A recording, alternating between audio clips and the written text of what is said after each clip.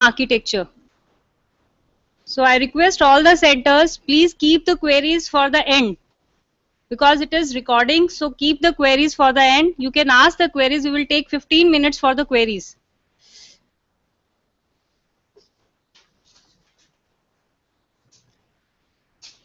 So GSM architecture. As we have discussed yesterday, the cell design and basically the journey of the mobile communication. So in a cell design, we have Dr. Sachan has discussed about the channels. The channels between base station and mobile stations. So as shown in this diagram, the base station and mobile stations basically have 4 types of channels, or we can say the 2 main channels. One is your traffic channel, which is both downlink and uplink. Second is your control channel, which is again both downlink and uplink. So your traffic channel is only for the data transmission. Either your voice or data is transmitting, they will transmit on this traffic channel. And control channel is for maintenance, setup and tear down of your call. So this control channel is basically the control procedure of this your call process. So if handshaking from mobile station to base station, it means if mobile station want to communicate with the base station, it will communicate with the process. Number 1, mobile station need to establish a path with the base station. So it is requesting a path to the base station. Second, on the basis of the request, the mobile station get a channel, which is a traffic or control channel. So that channel will be allocated on the basis of the access technique used by the technology. If you are using a GSM handset, you will get the access technique based channel. If you are using CDMA handset, you are using the CDMA based access technique channel. So after receiving the channel, the control informations were acknowledged between MS and base station, and finally your communication starts. This is handshaking from mobile to base. And similarly, handshaking from base to mobile. If there is an incoming call and a base station want to communicate with the MS, then base station will communicate MS that a call for this particular mobile station is pending. Then mobile station will reply, it is ready to establish a path. On the basis of that reply, again the base station will establish a channel, which is either FDMA based, TDMA based or CDMA based. And then MS will again acknowledge for communication, and finally the communication starts. So this is a handshaking from base station to mobile station. So according to outgoing call and incoming call, these type of processes are followed. Now the basic GSM system or architecture is like this. We have mobile station, base station system or base station subsystem we can say, then mobile switching center, and these are the registers which are basically linked with the MSC part. So MS is your mobile station. Base station system, we have combination of BTS and BSC, base transceiver station and base station controller. Similarly, the number of BSCs are connected to your mobile switching center, and finally your mobile switching centers are connected to your gateway MSC. And the gateway MSC is further connected to the outside world, which is either a PSTN network or your ISTN network. So VLR, HLR, AUC and EIR, these are the registers which are used to register the call or to authenticate the equipment, to authenticate the user call with the help of MSC. So first we will discuss the architecture in detail. In previous slide we have shown only BTS, BSC, MSC, gateway MSC and all these registers, but in next slide we have shown these 2 units extra, GIWU and MXC and MSN. GIWU is gateway interworking unit. This unit is basically to process the data call from MSC. So if you have a PSPDN, it means packet switching packet data network call, then you will have to follow through GIW. Your call will follow through GIWU. Similarly, MXC is your message center and MSN is your service node, which is basically the intelligent node which will help to proceed the data call and voice call, to differentiate between the data call and voice call. Operation subsystem is basically the software part of this architecture, which is basically for the operation of these units. The blue line is for information transmission, and red line is for call connection and information transmission. So according to this, the PSTN network, PLMN network or any PSPDN network will communicate through the mobile center or mobile switching center or mobile network through this information transmission on these blue lines, and this call connections and information transmissions are on this red line. It means your GMSC, HLR, MSC, EIR, operation subsystem and BTS, they all communicate the call connection process. So now we will study the subsystem part of the main GSM architecture. So subsystem, we can say the total GSM architecture can be divided into 4 parts. One is your MS, second is your base station subsystem, third is your NSS, and fourth is your operations subsystem. So MS is mobile station, base station subsystem. Then again we are showing the control flow and the user data flow between these. So control flow is between MS, BSS, network switching subsystem, and OSS. And user data flow is between MS, BSS, and NSS only. Now, what are these subsystems have? So MS have mobile equipment plus SIM card, which is basically called the mobile station. Then BSS have BTS and BSC. NSS, your network switching subsystem, means the switching part of the network, which is GMSC, Gateway MSC, MSC, Mobile Switching Center, HLR and VLR, location registers, either home location or visitor location registers. And operation subsystems, as discussed, it is a software part. So first we are going to discuss the BTS. In BSS, we have BTS. Mobile station is all are aware of mobile station, that mobile equipment and SIM card. But what is basically BTS? BTS is a part of cell phone towers. Yesterday in a cell design, you have discussed the cell phone tower having a radiation pattern of 8 or so. So these type of towers are located in nearby areas to communicate with the mobile station in that particular service area. So a cell area, which is basically a service area of a particular BTS, is the area which is covered by that BTS, and the number of users under that area are serviced or given the signal strength by these BTS. So in this diagram, we have shown the 3 antenna devices or 3 types of antennas at different heights. So it means 3 service providers are basically sharing these BTS. So why we need sharing of a BTS by 3 service providers? Basically, the requirement of installation of BTS, and each and every subscribers will not get the space for installation of the BTS.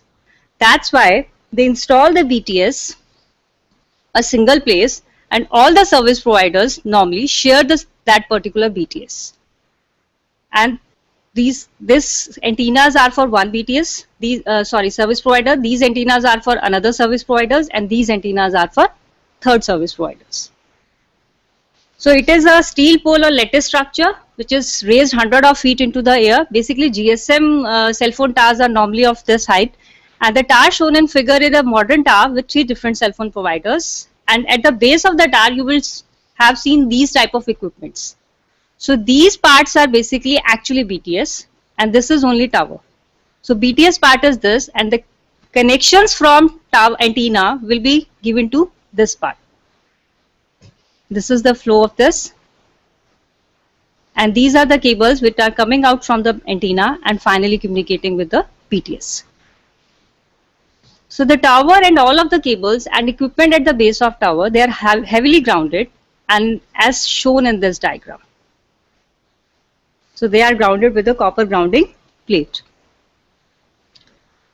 So the base station subsystem, which is basically the combination of BTS and BSC, it is a network part which is responsible for handling traffic and signaling.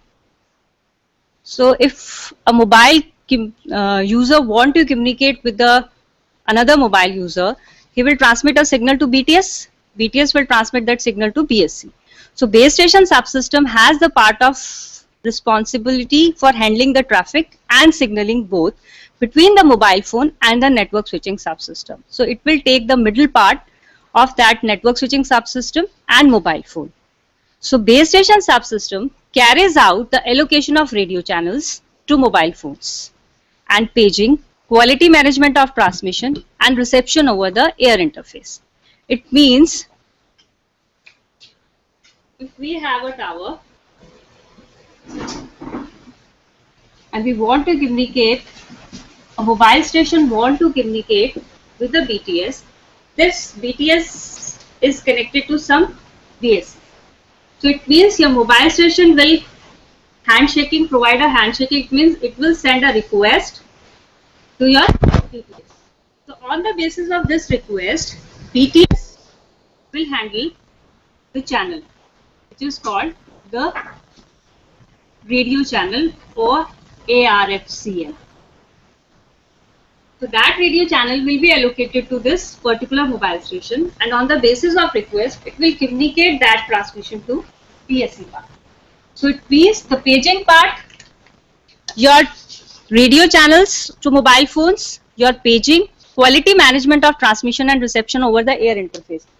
This part, which is called air interface, this air interface quality management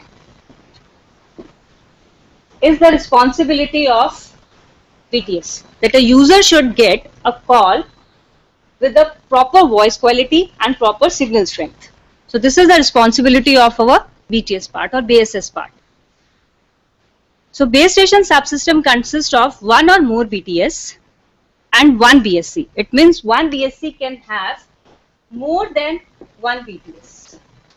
Normally 100 of BTS are connected in a base station subsystem, which is this part. And this trio is basically a transcoder, and it will communicate that your 16 kbps channel multiplied by 4, which will convert it into 64 kbps. Basically transcoder does this part. So BTS, what BTS basically exactly have, it has the transmitting and receiving of radio signals. It means it has transceivers, antennas, equipment for encrypting and decrypting communication with base station controller. So if a user want to communicate through BTS, so it means the language MS is using, BTS should understand that, and the language BTS is using, BSC should understand that.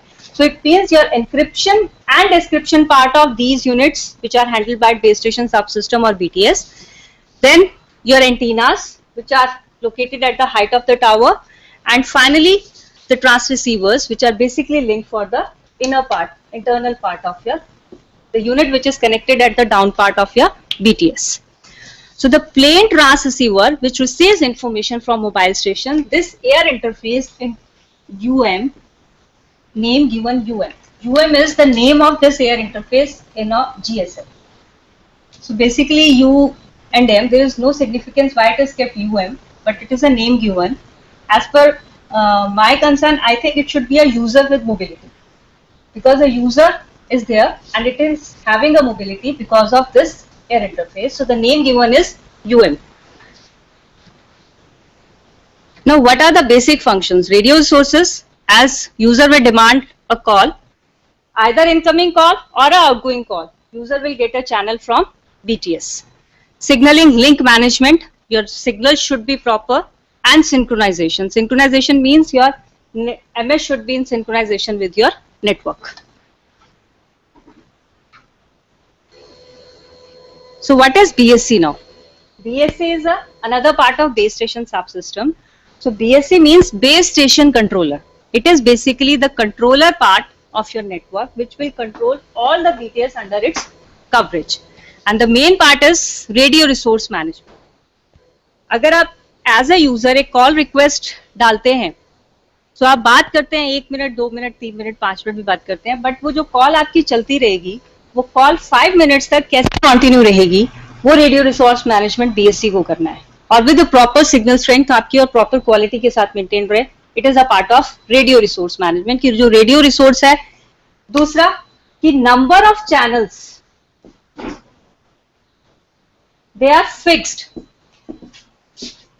Number of channels are fixed. If number of channels are fixed, then how many users a network can accommodate or a cell can accommodate? It depends upon, basically it is a part of radio resource management.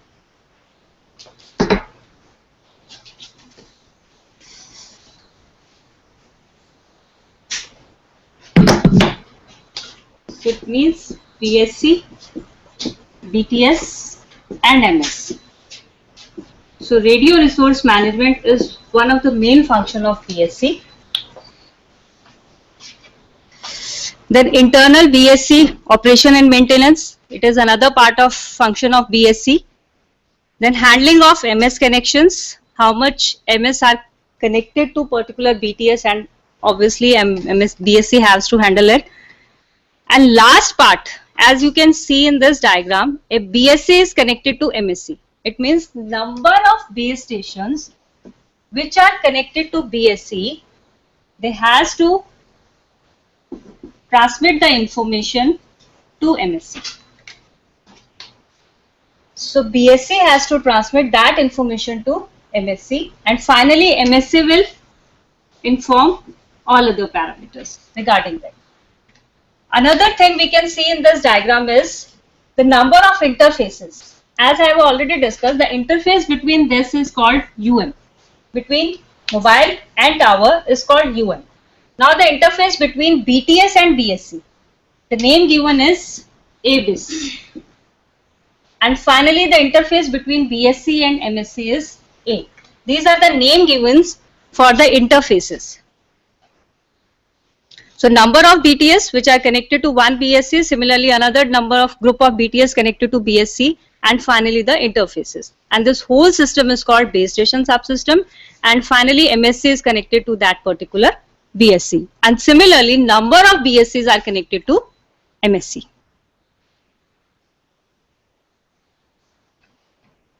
So base station controller, BSC has 10 or even 100 of BTS. So it means the main part is radio channels. We have already seen that it can give radio channels. The second main part is receives measurements from mobile phones. Now what are these measurements basically? Suppose your mobile is in idle condition or you are in mobility. Your mobile has to transmit particular signals about the signal strength of your BTS coverage area. You have to mobile has to transmit this information to BSC, and finally BSC will transmit that information to MSC. And on the basis of that report, MSC will inform the BSC, and BSC will ultimately inform BTS and MS that you have to increase your power or decrease your power. So this particular part is called the power control management.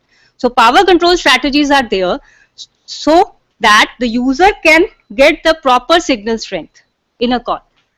Now control handovers from BTS to BTS. In last lecture we have discussed about the soft handoff and hard handoff.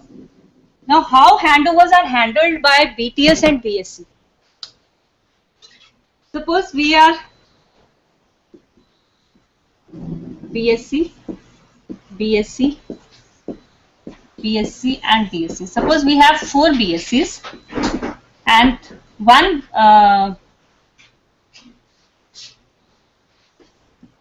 BTS, BTS and BTS. 1, BTS 2, so BSC 1, BSC 2, BSC 3, BSC 4. So first type of handover in which BTS 1, mobile station is in BTS 1 and it is moving to BTS 2. So this type of handover is basically an internal handover.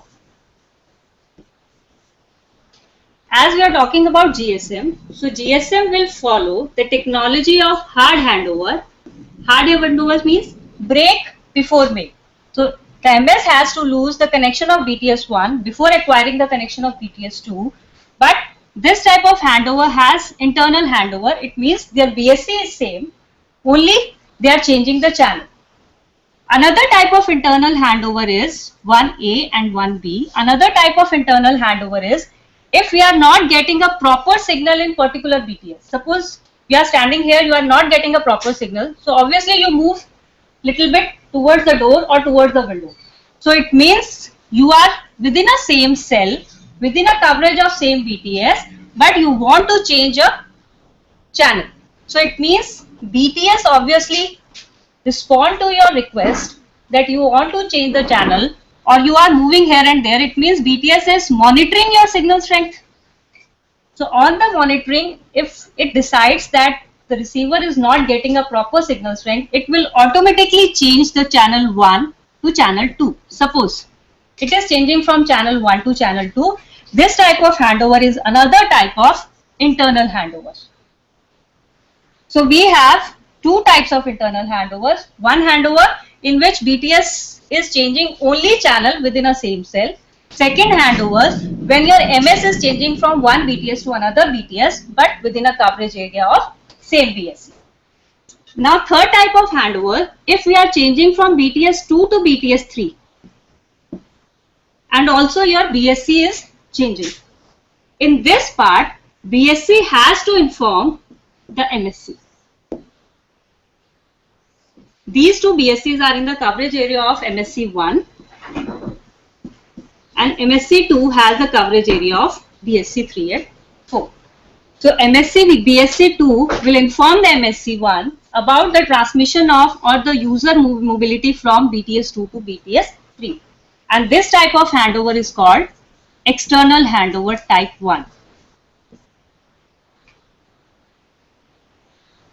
So external handover, this channel to channel change means only frequency channel is shifted. So it is frequency handover, internal frequency, interfrequency handover. If BTS1 to BTS2 under same BSC, it is inter BSC handover. So from BTS2 to BTS3 and also BSC1 to BSC2, it means it is external handover because now MSC is involved. Similarly, if BTS3 is going to BTS4, now their BTS changed, BSC is changed, and similarly MSC is also changed. It is another part of your external handover. So the main region that your base station controller handles the handovers from BTS to BTS. It means it handles the handover of this part. So only if BTS to BTS within a same BSC coverage area they are changing, it means their internal handovers are taking place. So they will handle, BSC handle that handover, and after handover it will inform the MSC that this particular mobile station shifted from this BTS to particular BTS. So this is your measurement report response कि measurement report के response पे ही BTS ने change किया second BTS and handovers. And the main part of BSC is connection towards MSC. So it means it is changing towards MSC. It is transmitting the signal towards MSC. Either BSC1 is handling at its own part, or BSC1 or BSC2, BSC3 is handling with the help of your MSC. So the main part of BSC is connection towards the MSC, or it is transmitting the signal from MS to MSC. And normally a region has large centralized MSC area. So now in this diagram, switching system, basically we want to show the switching system within this diagram. We are showing the BSS, MSC area, HLR, AUC and other MSC areas, signaling and traffic path. So signaling means your control channel process, which is shown by dashed line, and traffic path means we are showing the actual data transmissions and the interfaces. Till now we have done UM interface, ABIS interface, A interface. Now if particular MSC is communicating with other MSC, then the interface name is E. If your MSC is communicating with HLR, home location register, then the interface name given is C. And between HLR and MSC there is signaling process only. Similarly, VLR and HLR are communicating on an interface called D, and EIR and MSC is communicating with an interface called F. So these registers, either HLR, VLR, AUC and EIR, these registers basically contains only signaling part, and your communication part or traffic path is between base station subsystem, MSC, PSTN network or towards the other MSC. So it means MSC is basically the switching part, which is called mobile switching center, which will generate the signaling traffic and your original data traffic. So we can say that MSC is basically a sophisticated telephone exchange which provides circuit switches calling, mobility management and GSM services to the mobile phone roaming within the area that it serves.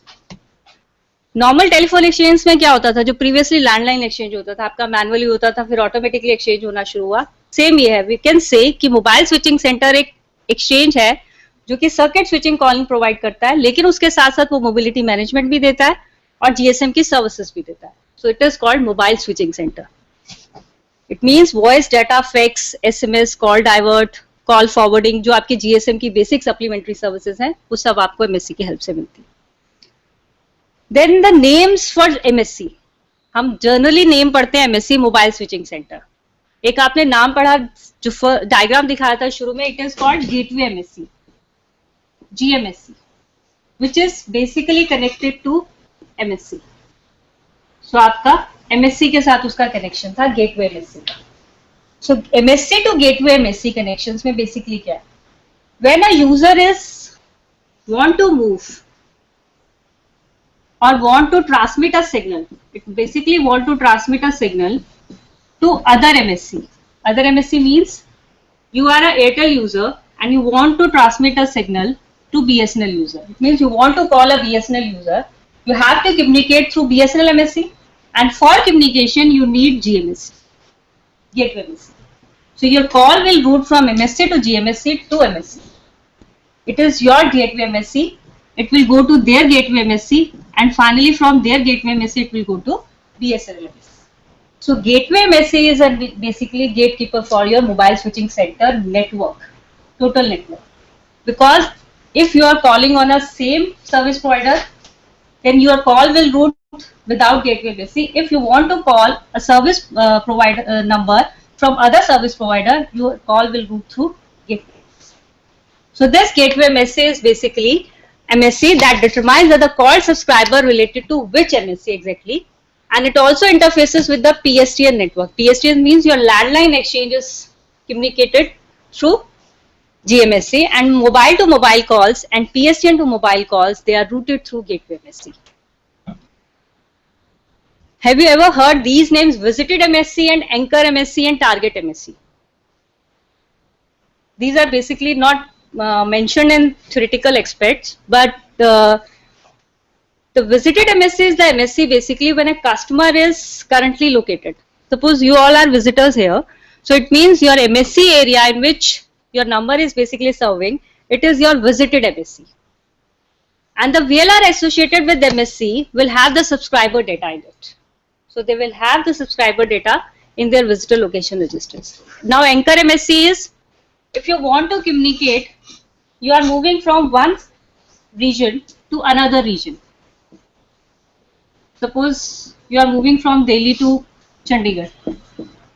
So from Delhi to Chandigarh, there may be number of MSCs of particularly your service providers from which you are moving. So the first MSC from where you have originated your process, it is called your anchor MSC. So this is your anchor MSC. Then your target MSC. Target MSC is the MSC towards which user is moving. Finally, visited MSC. And ultimately you reach Chandigarh, so it is called visited MSC. So these are the names given for the initialization, targeting, and finally visited by the users. So MSC is GMSC, gateway MSC, visited MSC, anchor MSC, and target MSC. And target MSC is the MSC basically towards which handover should take place. So internal part, this is basically the mobile switching center part. That mobile switching center looks like this. It is not visible but comprise the major part of the network. So these are the racks in which the data information or user information is there. Similarly, HLR, VLR, AUC, EIR all have these type of racks. So MSC looks like this. So functioning is switching and call routing. Main function आपकी जो भी call process होगी through MSC होगा. Switching जो होगा through MSC होगा. Charging means payments. Revenue जो है service provider का, it is basically charges. So charging will be done by the MSC. Either you are a prepaid customer, so you will get the bill updation. After using your mobile, you will get a bill updation. So it is through MSC. And finally, if you are a postpaid customer, you will get the customized bill after your usage after 1 month. So charging is done by MSC. So that bill will be generated by MSC basically. Then service provisioning, कि आपको services के उनके जो plans होंगे उसके accordingly. Then communication with HLR. Next part is basically our HLR. So how HLR will communicate. So another part of main function of MSC is communication with your home location register. then communication with your visitor location register, and then communication with other MSCs. These are the main functions of mobile switching center, and control of connected BSCs. The number of BSCs which are connected to particular MSCs, they are controlled by that MSC.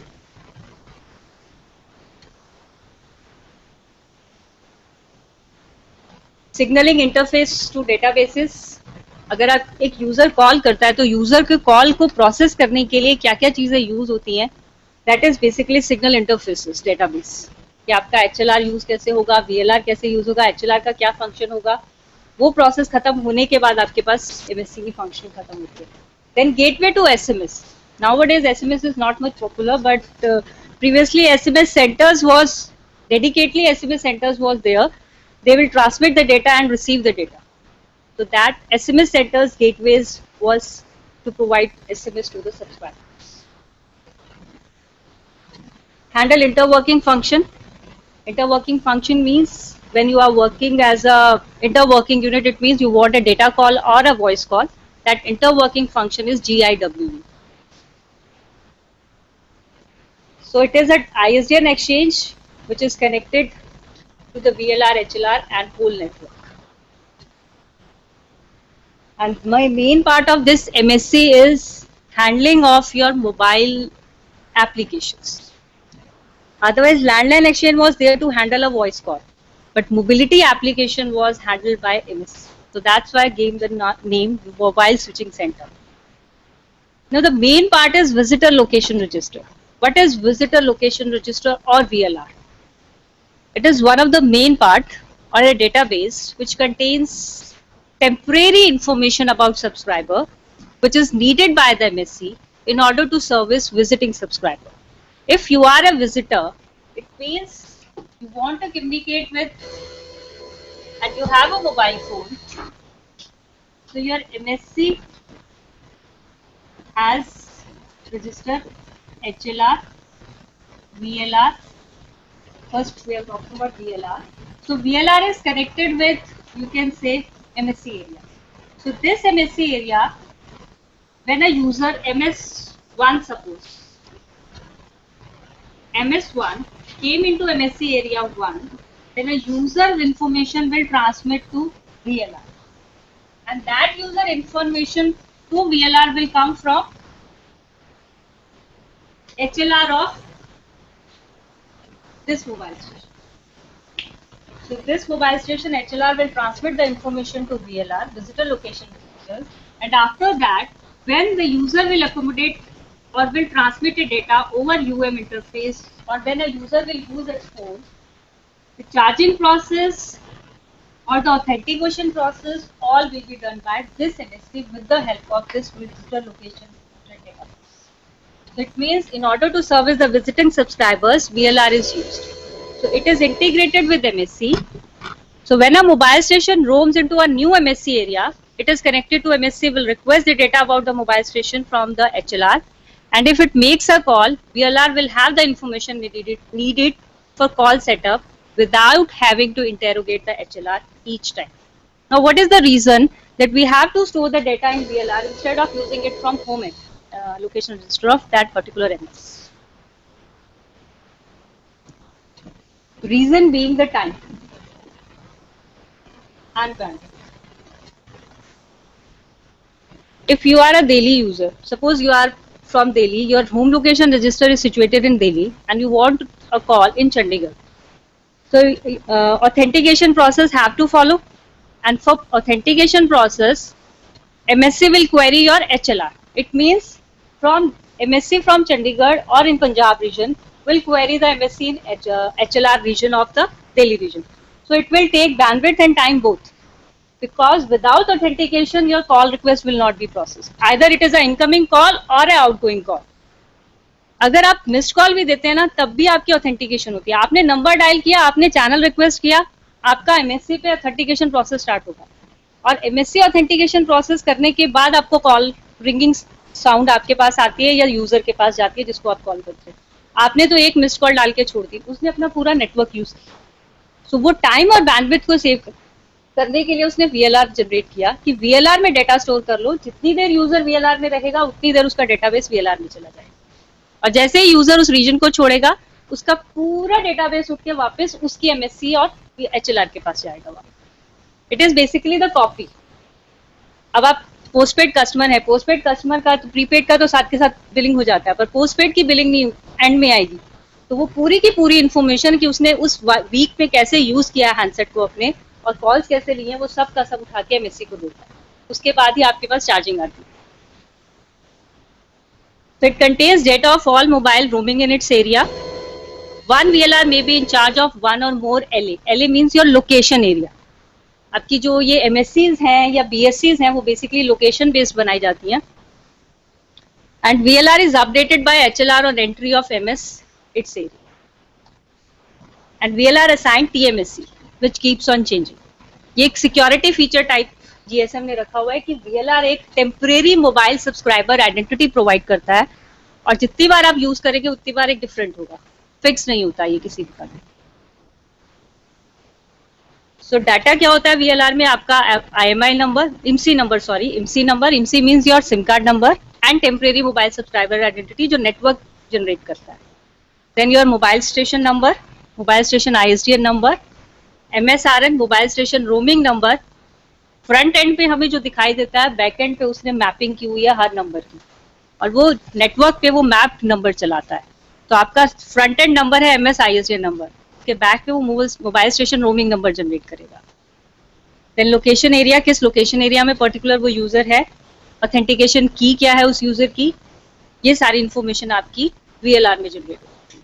तो जितनी बार even चाहे वो visiting subscriber हो या जो भी subscribers उस reason के अंदर होगा उसका डेटाबेस VLR में होगा। Next is HLR, another main part, home location register. It is a central database that contains details of each mobile phone subscriber which is authorized to use GSM core network. तो अब आपके students हैं, आपके students की information सिर्फ उस particular department के पास है। सिमिलरली होम लोकेशन रजिस्टर्स की जितने उस रीजन के सब्सक्राइबर्स हैं उनकी इंफॉर्मेशन HLR के पास, वो पूरा डेटाबेस HLR का करता है।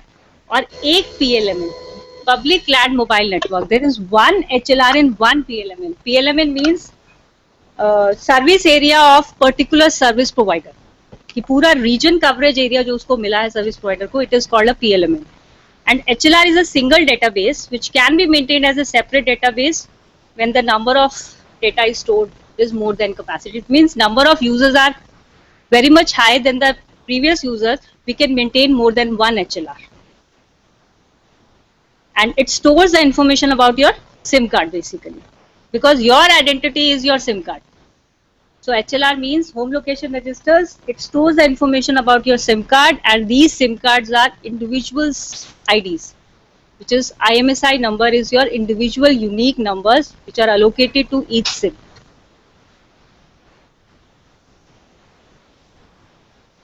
So it will have the reference store for subscriber parameters, numbers, authentications, encryptions, etc. Current subscriber status and the associated VLR जो home location में registered होगा. Then one PLMN may contain one or several HLR. So it means one service provider can maintain more than one HLR. And it will have a permanent data of the user. It will have the data stored and changed only by commands. कि अगर आपको data, अब आप plan change करते हैं, आपके पास calls आती है दैट सर्विस प्रोवाइडर से, कस्टमर केयर से कि आपका ये प्लान ले लीजिए, आप ये प्लान ले लीजिए, डेटा प्लान ऐसे चेंज कर लीजिए, but that plan will be changed on MSC level with the commands only. IMSI number and MS ISDN number is also stored in HLR. Category of MS, whether it is a pay phone or not, it is a prepaid or postpaid phone number. Then roaming restrictions, allowed or not allowed, means your plans, आपका कौन सा plan आपने लिया हुआ है उसके accordingly आपका HLR में स्टोर होगा. And supplementary services like call forwarding and all. तो ये सारी जितनी है आपकी, ये आपके HLR की सर्विसेज है. सो जो होम यूजर है उसको सर्विस HLR देगा और जो विजिटर है उसको सर्विस VLR देगा.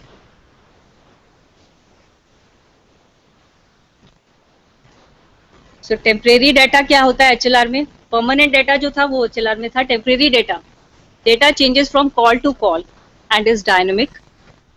MSRN जो है वो टेम्परेरी होता है, क्योंकि MSRN हर कॉल के साथ चेंज हो जाएगा. रेंडम नंबर जो होता है वो टेम्परेरी होता है, जो ऑथेंटिकेशन में आएगा, बेसिकली आपकी सिक्योरिटी में क्लियर कवर होगा. तो एक सिक्योरिटी के लिए जो रेंडम नंबर जनरेट होता है वो आपका टेम्परेरी होता है. सिमिलरली रिस्पॉन्स जो ऑथेंटिकेशन प्रोसेस का होगा वो रेंडम होता है, वो भी आपका हर कॉल पे चेंज हो जाता है, और साइफरिंग की भी आपकी टेम्परेरी डेटा होगा. VLR का address, MSC address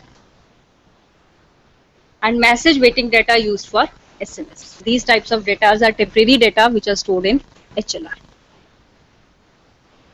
The most important part of MSC is EIR, Equipment Identity Register. आपने सिम कार्ड का ऑथेंटिकेशन कर लिया कि HLR है, आपके पास सिम कार्ड की इंफॉर्मेशन आ गई, बट यूजर जिस सिम कार्ड को हैंडसेट में यूज कर रहा है उसका IMEI नंबर ऑथेंटिकेट होना बहुत जरूरी है. And that number is authenticated basically bye equipment identity register. So EIR is a database which contains information about the identity of mobile equipment that prevents calls from stolen, unauthorized or defective mobile stations. And this authentication and EIR can be a standalone units or they can be a combined unit. So EIR basically consists of three types of list: white list, black list and gray list. So what this type of list contains? We have basically equipment identity number, which is your mobile station identity number or mobile equipment.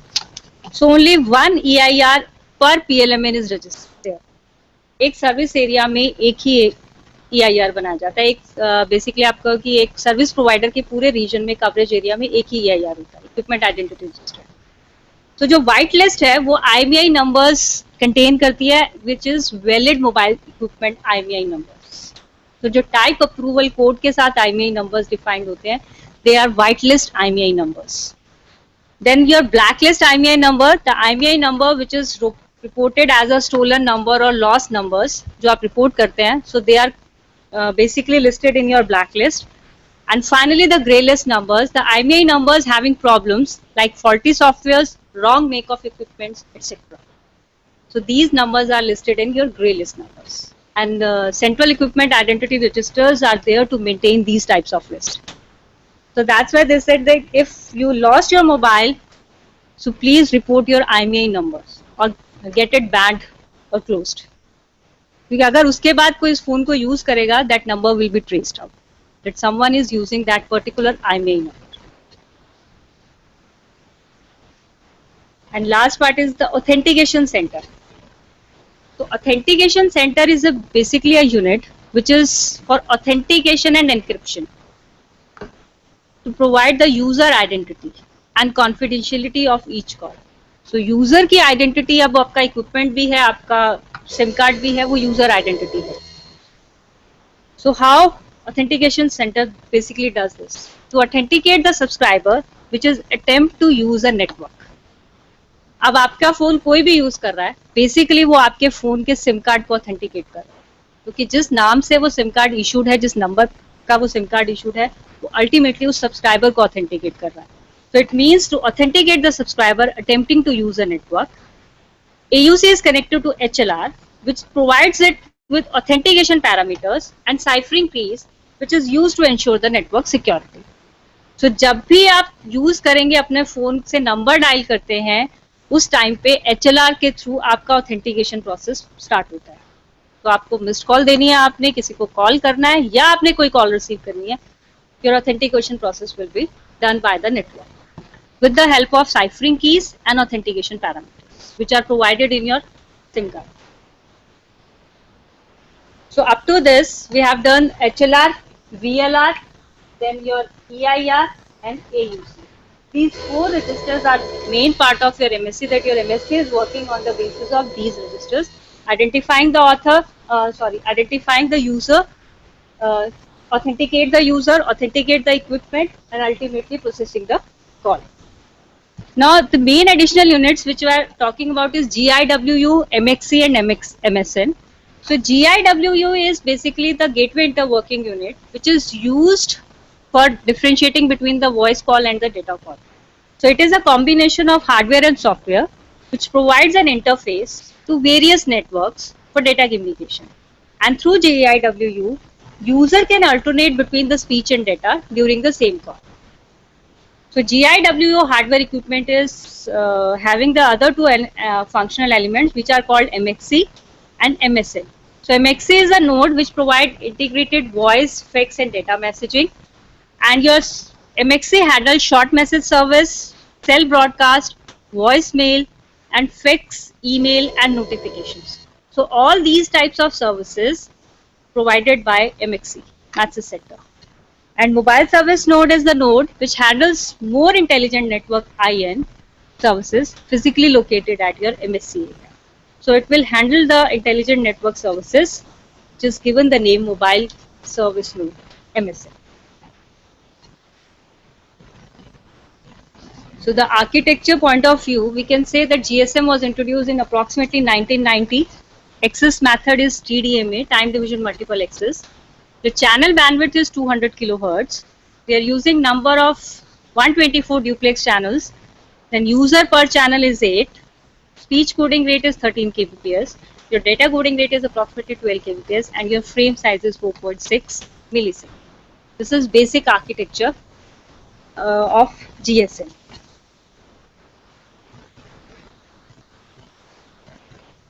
एक minute में stop करें.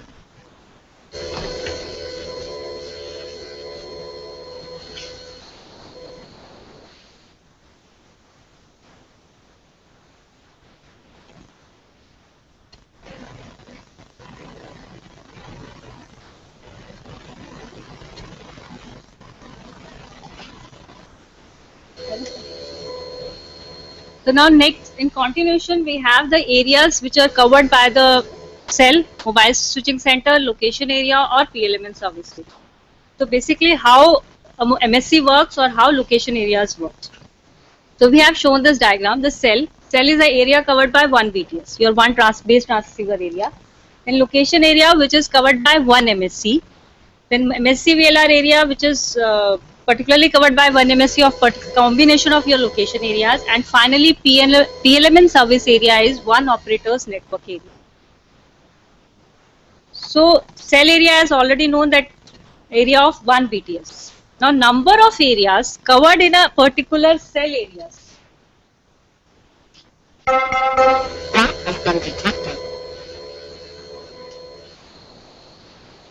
Suppose this is a particular PLMN area. We have different location areas. These two parts are suppose under location area 1. These two are under location area 2, location area 3 and location area 4. So it means it is cell area 1, cell area 2, cell area 3, cell area 4 and so on. So location area may have number of cell areas, different cell areas. So this particular part, it means all these 4 locations, they are covered by one MSC, which is called 1. So your each LA means your location area, which is served by one or more base station controller, yet only with a single MSC. It means ये आपका जो है cell A cell 1 इसके साथ है BSC 1, ये connected है BSC 2 से, this is connected to BSC 3 and this is connected to BSC 4, and these BSCs are connected to MSC 1 only.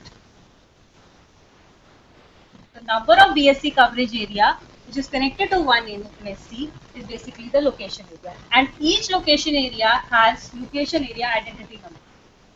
So the user location area, जो आपके MSC में था कि आपकी location area identification करना, तो it means कि जो ये LA1, LA2 उसने दिया है, ये identity numbers हैं, and on the basis of these identity numbers, user is located. That user is particularly in location area 1 under cell K, user is under location area 2, cell 3 or cell 4 and so on. Similarly, these type of MSC areas, now this is one part, the combination of these types of LAs are combined, which is covered as a MSC VLR service area. So an MSC VLR service area which represents the part of the GMS network which is covered by one MSC. So normally एक region में 2 या 3 MSCs डाली जाती हैं basis of the number of subscribers or the BTS connections there. So it is registered in the VLR of the MSC. And finally, the total PLMN service area, which is the area served by one network operator. So total network operator area is called the PLMN service area. So it means a total PLMN architecture area is like this. Your base station subsystems, combination of base station subsystems connected to particular MSCs, number of MSCs connected together, and finally they are transmitting and receiving the data in a whole region. So your Punjab circle, your Rajasthan circle, your Haryana circle, these are basically the PLMN architecture. Now, what are basically frequency bands for GSM? So GSM frequency bands are 900, 1800, 1900 and 850 previously. They were allocated these type of frequency bands. So we have different frequency bands for different countries. Suppose India is having a 900 and 1800 megahertz for GSM. Similarly, Australia, Nepal, Pakistan and USA is having 1900 and 850. So there are some other frequency bands. Previously we have 4 bands defined. Now other frequency bands which are recommended by ITU, designated by ITU for the operation of GSM system for mobile phones. These are 450, 480 megahertz band, 850 megahertz band, the 900 in primary, extended 1800 and 1900. So this is the description of these types, these 8 frequency bands in GSM.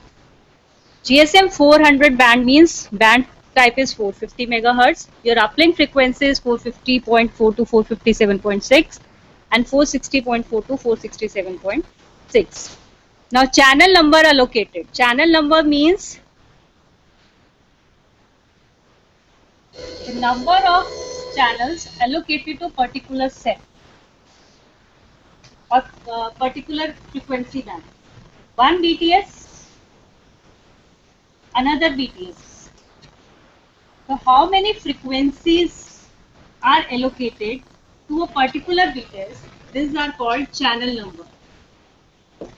It means in first example we have 450 megahertz band having a channel number from 259 to 290. Means only some frequencies, suppose 4 frequencies, we can say suppose 4 frequencies are given to this particular BTS. Similarly, another 4 frequencies are given to or 3 frequencies are given to these BTS. So these channel numbers are allocated to cover the whole region for a service provider. And this is basically called the auction of channels or auction of frequency. So auction of frequency means a particular service provider is provided with a fixed number of channels to accommodate the number of users in particular region.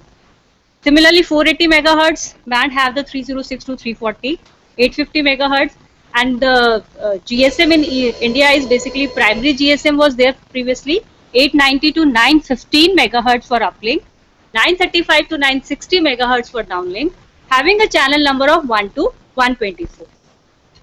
Now that part is extended with a name given as eGSM, having 880 to 915, 925 to 960, and the channel numbers are additional from 975 to 1023. Then railway GSM, which is totally for the railway part, 876 to 880, this is given for railways, 921 to 925, having a channel number of 955 to 973. Similarly, your 1800 megahertz band and 1900 megahertz.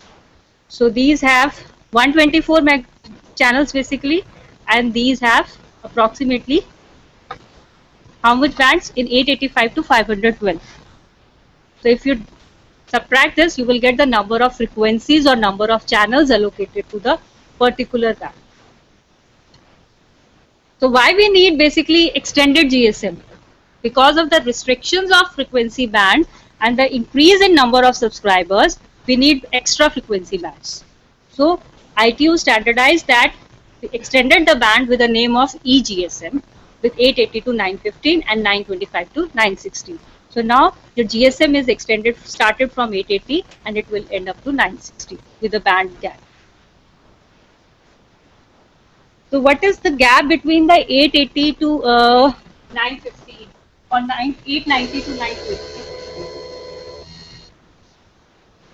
We have 890 to 950 and 935 to 960. This is your uplink band. This is our downlink band. So this gap is 25 megahertz and this gap is 25 megahertz. And the difference between this and this, or this and this, 45 megahertz. So this difference of 45 megahertz is called duplex distance. Duplex distance means you're starting of your frequency, uplink frequency, then starting of downlink frequency, or end of uplink frequency and downlink. So this is provided as a duplex, and this is the total band, 25 megahertz.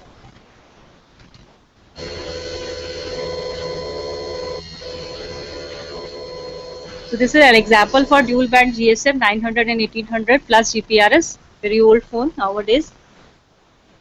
On the basis of multi-band, this type of phone is called multi-band phone or dual band phone. Similarly, we have nowadays multi-mode phones. Multi-mode phones means phone with different technology. So you have ever heard about GSM and CDMA phones in a same? So this is basically multi-mode phone, a phone having different technology. So which can operate on GSM system as well as a mobile phone system using other technical standards. So often these phones use multiple frequency bands. For example, one previous old example was Nokia 6340i GAIT phone, in which was sold in North America, which can operate on 1900, 850, TDMA 1900, TDMA 800, AMPS 800, making it both multi-mode and multi-band phone.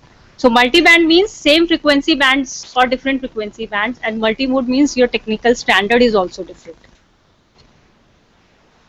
For example, dual mode handset with which we have GSM and CDMA both. So it is a dual mode phone. So these are the frequency channels descriptions which I was showing, that we have 890 to 915 25 megahertz, 935 to 960 25 megahertz, and we have 124 channels which are 200 kilohertz each, and they are providing basically how they are providing 124 channels. So 935 channel number 1 having some particular frequency to this channel. Similarly 960 channel number 124 having particular frequency to this channel. And finally this particular one channel is allocated to the 8 time slots. So 8 time slot means 8 users. कल Sachan sir ने भी आपको बताया था कि 8 time slots, if 8 users, so multiply by this, you will get approximately 1000 logical channels without that. So this is about GSM specification, channel specification. ARFCN means your absolute. We are talking about frequency channels, frequency bands. So these frequency channels or bands have a technical name ARFCN, which is absolute radio frequency channel number. So a logical channel means a particular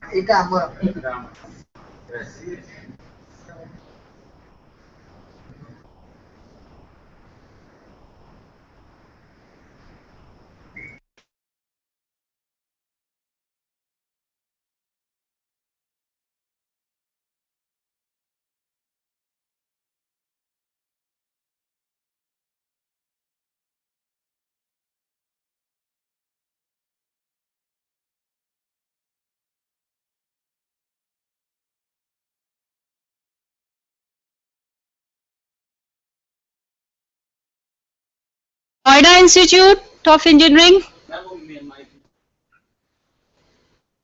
अच्छा अच्छा, Gandhi engineering college, any query?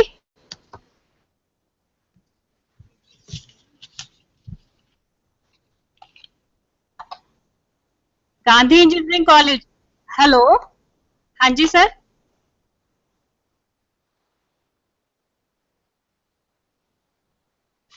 हाँ जी sir, any query? हाँ जी बताइए।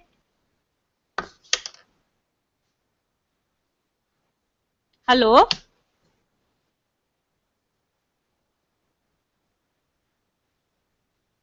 हाँ जी,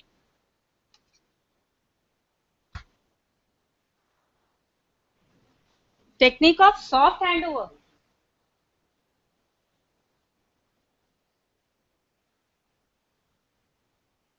हाँ, basically in soft handoff we don't have the frequency reuse. So the frequency planning is normally all our frequency channels are available to all the service providers. So if you are moving from a one cell area to another cell area, so there may be the frequency channel shifting from one cell to another cell, and also the signal strength. But for a particular time, both the base stations provided the signal to a mobile.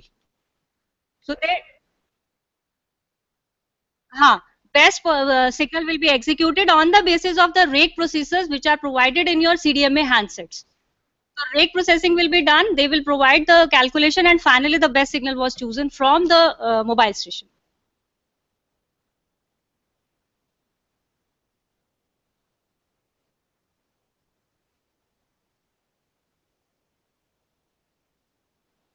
Normally in handoff it is not, because the user is moving.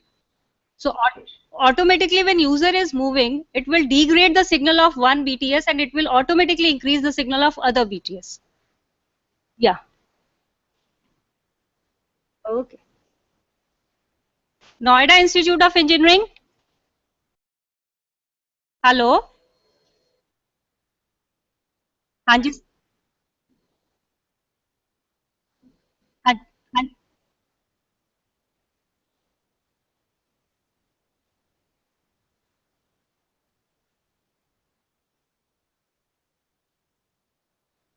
why GPS is considered as to be more accurate? Sir, actually I have not discussed GPS in this part, because it is the location area application is a different part. Location area application in case of mobile communication, MSC क्या करेगा, MSC को सिर्फ information चाहिए about user.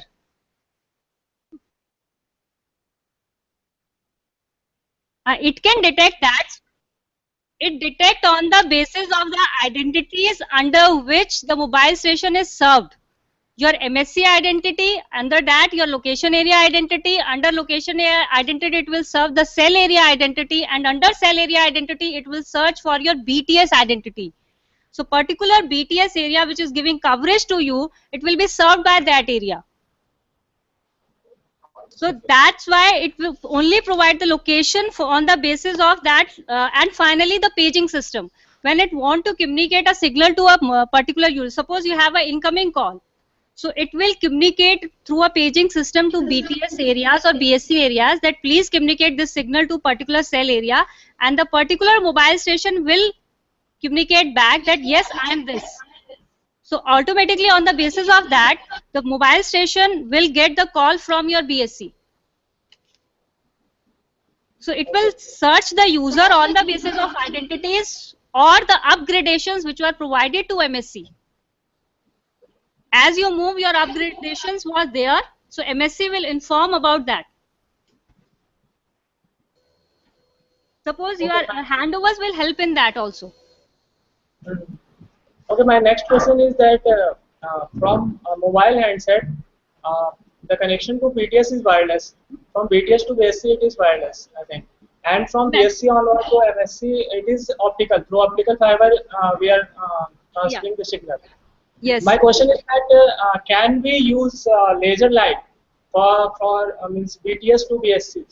Can we use laser light because BSC is basically laser light में आप कैसे transmit करेंगे, because BSC may be located at one of the BTS area and BSC can be located at your MSC area.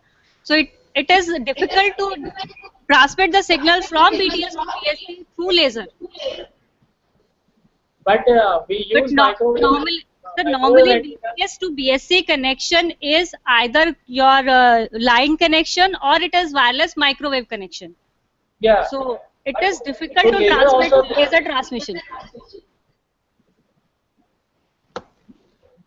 But in microwave connection also inside means line of sight communication is there. So why Line not of we sight, use but laser?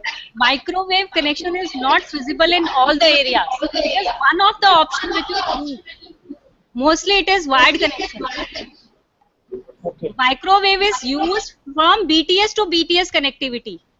One BTS connected to another BTS through microwave link.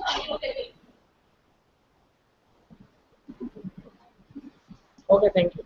Thank you. Dronacharya Group of Institution.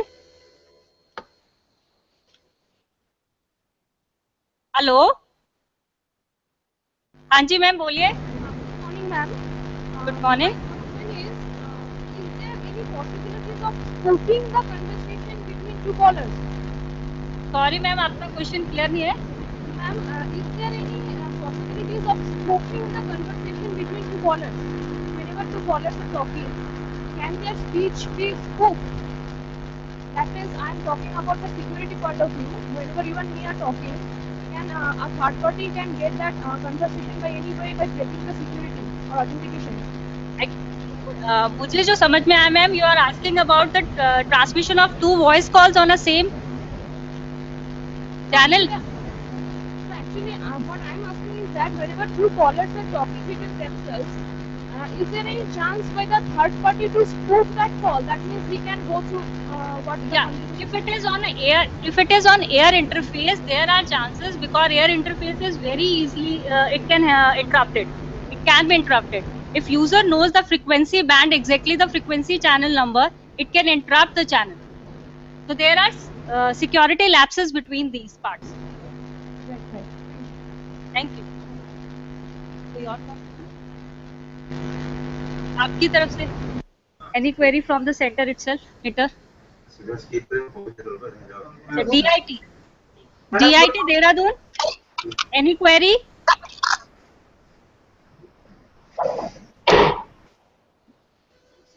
Ma'am, good morning. I am from Sibiraman College of Engineering. Good morning, sir. I have few doubts, ma'am. हाँ जी sir. You are talking about the various interfaces. So my query is UM interface and ABIS interface. Why they are so named? Sir, UNAME interface, there is nothing, no description about this interface that why they are named UBIS or ABIS or UM or A. But as per my concern, UM is basically U is for user and M is for mobility. So that's why between the interface between the user and the BTS, it is given the name UM. And But one more interface was there, ABIS, ABIS interface. ABIS interface. A-base interface, it is basically the interface between the BTS and the BSC. So that is why it is giving the name ABCD. If you have seen, it is the name as alphabetical order of ABCDEF.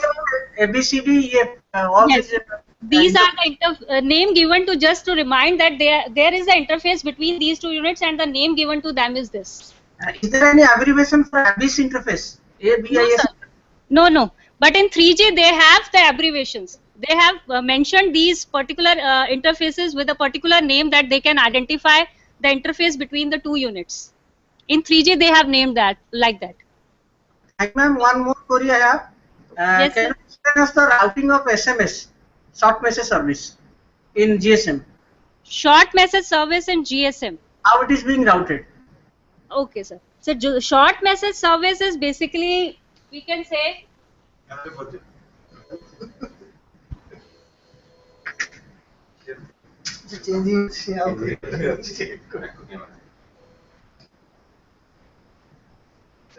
when you have a SMS from some other MSC, that MSC will route that SMS to your particular MSC area, and MSC will transmit that signal to MS, to particular BTS and DSC areas. And that SMS service center is provided in a MSC. There is particularly a unit called SMS service center, which is for SMS only, and that will provide the data, your SMS to your MS. The route will be same because it is ultimately a call, data call. So it will follow the same route as the voice call will follow, and it obviously your acknowledgements will be done and your data will transmit to the MS. Ma'am, From is there any reservation of channel for SMS routing? sorry sir, reservation of Channel, specific channel reserved for SMS routing? nahi sir, because they have fixed number of channels. Service providers have fixed number of channels, so they will allocate if needed. They will not provide fixed channels for SMS. So just like various control channels are available in DSL, there is no channel allotted for SMS. Yeah, no channel allocated dedicatedly for SMS. They will use it if needed. We are selling the same voice channel. So we are sending the SMS through same voice channels. Same voice channel. And Thank you. that's why in GPRS you have a dedicated data call, but it is for internet facility. Okay, madam, one more question I have. Hanji sir. How handoff will occur when a MS changes to mobile circles? That means Sir, during roaming. Is there any, please repeat करेंगे, आपकी आवाज cut रही थी. how the handoff will occur when a MS moves from one circle to another? That One means, MSC to another MSC. no, one circle. That means roaming when One cell to another cell. cell circle, mobile circle. That means I can say that during roaming, Yeah. how the handoff will occur. Sir, in roaming, your MSC will come into picture. Automatically, your MSC area will change. It means you are changing from one MSC to another MSC. So ultimately, all the units in between will occur, but MSC 1 will be changed from MSC 2. So there will be a transmission of signals from MSC 1, that MSC 1 will send a signal to MSC 2 that I want a channel in your particular MSC. MSC will transmit that to a particular BSC and BTS coverage area. जिस particular BTS और BSC coverage area में आप जाएंगे, उस BTS और BSC coverage area से request MSC के पास चली जाएगी, और MSC on basis of that request allocate the channel to particular mobile user from MSC 1 area to MSC 2 area. So, So, in this figure, you are changing one circle to another circle or one MSC to another MSC. but the problem arises when a MS moves from one circle to another circle. There may happen that there is a change in the service provider. So, if you are using BSNL in a state, when you are moving to another state, it doesn't mean that always BSNL MSC will be responsible for it. Means if you are using, suppose you are BSNL user, BSNL moving from one MSC circle to another MSC circle, and roaming charges are not there. So automatically you will not get the roaming charges, but you will get the R part over your signal strength. That you are under the signal strength of MSC region 1 or MSC region 2 or MSC circle region of this in particular service provider region. Then how that service provider will be chosen? Sir, on Because the now I am using BSNL. on the basis of your IMSI number, आपके SIM card का जो number होगा, वो SIM card का number ही identify करेगा you are a BSNL user or a Airtel user or any other user. When we are changing the circle, now if I am a BSNL user, in the other circle I may use the Airtel facility in the roaming. In the roaming, service provider you can change. In the roaming, you can change the service provider.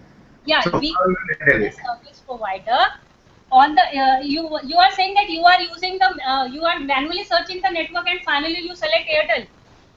No, not manually. Sometimes if somebody is using Airtel or Airtel, if it is not in that other circle, then it is take any other arbitrarily any other MSC. Then how you will choose that? It is arbitrary basis or is there any rule? It is, if it is automatically selecting the Airtel circle, it means BSNL and Airtel will have a cross agreements, roaming agreements, that BSNL subscriber will be served by Airtel in that particular region.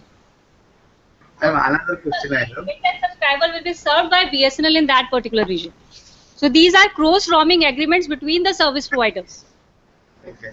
And on the basis of their IMSI number, they will identify whether the user is your BSNL user or some other user. Okay, thank you, madam. Thank you, sir. Any query from the NITTTR center?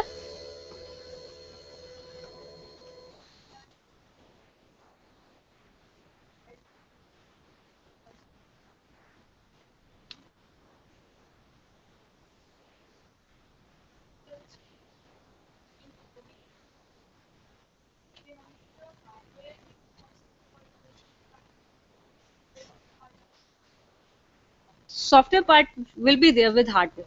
And the TCP/IP model, in case of your protocol structure, in case of GSM, it is basically related to three layers only: your physical data and your mobility layer.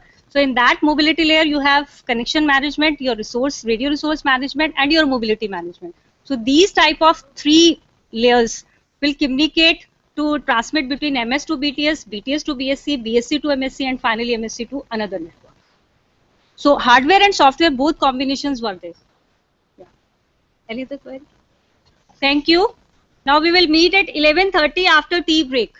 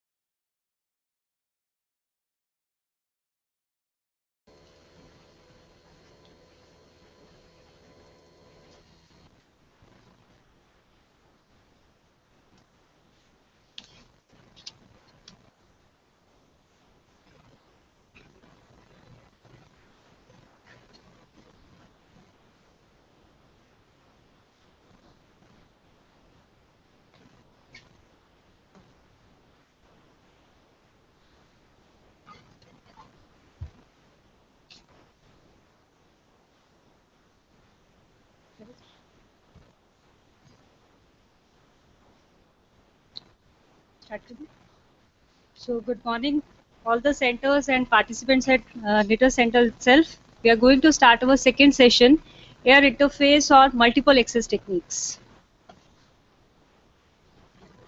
So before starting with the air interface or multiple access techniques, just a look ahead over the wireless system evolutions of the cellular networks. As we have already discussed yesterday about generations.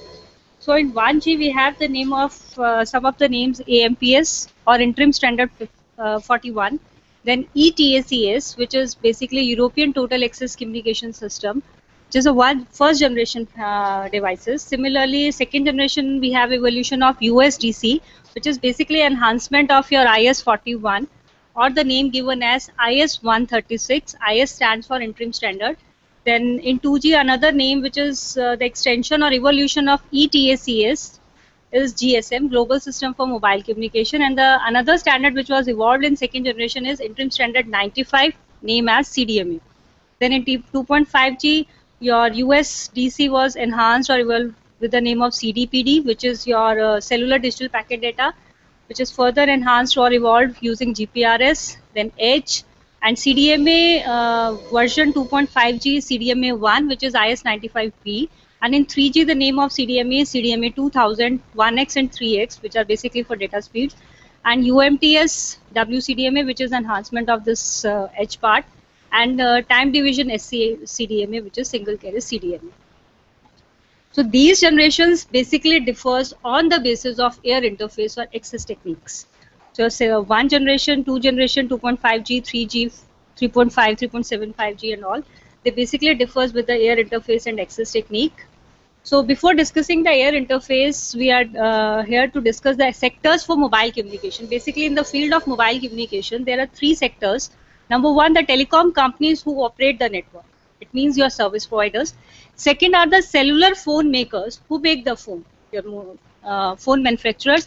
And third are the companies which make the devices for cellular phone networks. It means the backend network of your cellular network. These are the companies which make devices for that network. And if it is not the technology, but a multitude of consumer and business issues which will decide how quickly and widely the next generation wireless system will evolve. So it is basically the user and the business point of view, it was decided that what technology will evolve in future. So for wireless communication, we need, as we all know, there is an air interface between the mobile and the BTS or the tower. And this air interface is basically the EM, electromagnetic waves, which transmit the signal through the air. And when subscribers share the same frequency, they will ultimately create the interference. So the amount of interference depends which technique we have used to reduce the interference. So the main problem is that we have a resource which is called frequency, but that resource is fixed. We have to allocate number of users in a particular fixed frequency band. So problem of interference will arise, and the solution of this problem is multiple access technique or that air interface basically.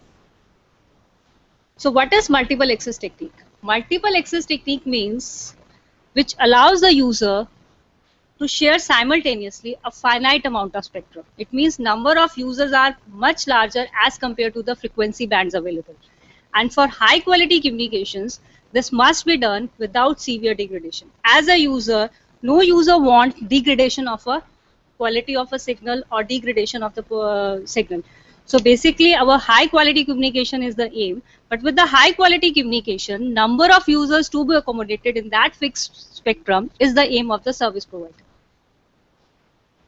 So multiple access technique means all the user or number of users sharing the spectrum at the same time.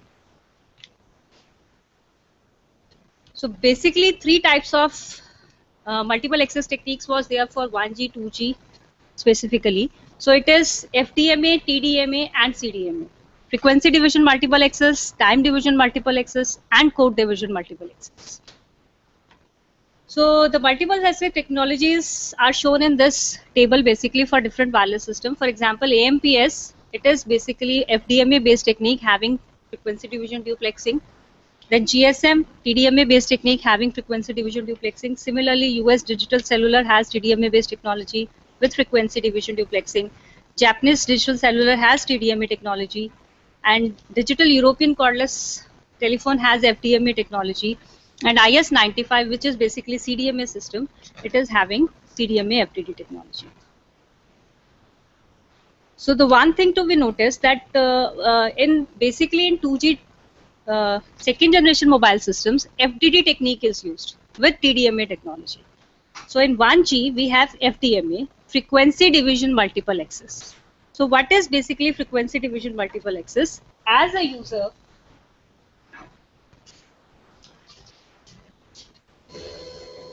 we have a tower which is called BTS. It will communicate with MS either using uplink or downlink. So this uplink and downlink transmission is on air interface, and this air interface is basically now, in case of FDMA, it is now frequency division multiple access. It means the number of users accommodated should be on the basis of frequency. So this is your time and this is your frequency. So channel number 1, channel number 2, channel number 3, channel number 4, and so on. So user 1 will get channel number 1, user 2 will get channel number 2, 3, 4, and so on. It means single channel, single user, single channel, single user call. So this is FDMA. So as shown in this diagram, single frequency channel, transmitter and receiver, single frequency channel for another transmitter and receiver operator. So as shown in this diagram also, we have a data transmission. So we have allocated a suppose slot number or frequency slot number 4, frequency slot number 3, frequency slot number 2, 1, and so on. So the advantage is this, what this picture basically specifies. This picture shows that there are less number of users in FDMA. Single room or a single channel, single carrier, and single user. So two persons are communicating only on a single channel. One is transmitter, another is receiver. So the principle of operation of FDMA is that each user is allocated a frequency band or a channel, and these channels are assigned on the demand. If user will demand, he or she will get the channel. And in FDD, the channel has two frequencies. We have the FDMA with FDD or TDMA with FDD. So FDD means we have separation of uplink and downlink. Different band for uplink, different band for downlink. So this is basically FDD. It means the two frequencies, one is uplink channel, another is downlink channel, or forward or reverse channels are there. So during the period of call, in case of FDMA, no other user can share the same band. Means user 1 will share only this part, user 2 will share only this part, no other user will share this part until or unless user 1 will leave the channel. So FDMA channel is not in use, then it sits idle and cannot be used by other users to increase or share the capacity. So this is the drawback, that no other user can share the capacity if this channel is idle. So ultimately wasted resource. And FDM basically frequency bands are fixed, so our target is to increase the number of users. And the bandwidth of FDMA channel is very narrow, 30 kilohertz. Means this channel is only 30 kilohertz band. So it supports only one call per carrier. And inter-symbol interference is very low because you have provided guardbands between these channels. So ISI is low. Symbol time is large as compared to the delay spread. And FDMA system are simpler than TDMA system because single user, single call, they are simpler to implement. So FDMA systems have high cost because the cell site system due to single call per carrier is high. Cell site means the BTS coverage area or the BTS installation part is more costly as compared to the TDMA systems. Costly bandpass filters have to be used to eliminate the radiations, and duplexers in both T and R, it means transmitter and receiver, it will increase the subscriber cost. So how many number of channels we can support on FDMA system? Suppose this total bandwidth is there. We have to provide the guard bands on both sides, and ultimately the number of channels provided by FDMA system is this: B total minus twice of B guard divided by BC. It means your total bandwidth, this is your total bandwidth divided into parts. Single channel bandwidth is your BC. This is your total bandwidth, and finally the provision of guard bands provided for the interference separation. For example, in US, each cellular carrier is allocated 416 channels. How? This. The total bandwidth is 12.5 megahertz. It means your starting and ending frequency has a gap of 12.5 megahertz. Band gap or guard band provided is 10 kilohertz. Channel bandwidth is 30 kilohertz. So your number of channels are 416. It means your 12.5 megahertz bandwidth can accommodate 416 users at a time. Only 416 users at a time. And the frequency band is 12.5 megahertz. So this is the drawback of FDMA, that number of users are very less as compared to the bandwidth allocated to them. Second drawbacks, narrow band, 30 kilohertz channel only provided. So the advantage of the disadvantage removed by TDMA, time division multiple axis. The time division multiple axis means it now divided the frequency on the basis of time. So now your separation is like this. So it is TDMA. Your frequency band is changed into time to increase the number of users. FDMA का drawback था कि आपके पास users बहुत कम थे. अब users इसलिए कम थे कि एक चैनल पे एक ही user. Now sharing process was started. उसने कहा कि चैनल को शेयर करो.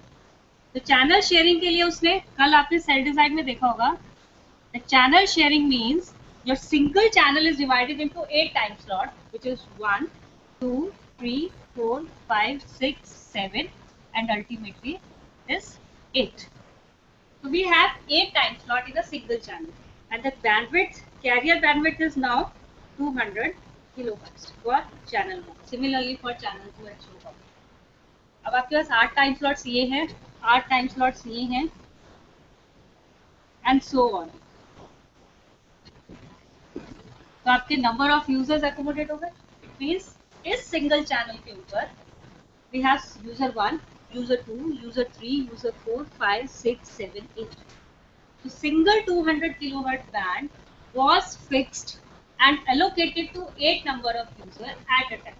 Single channel allocated to 8 number of users.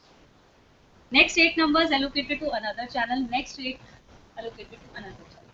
So these are called time slots. They have fixed time.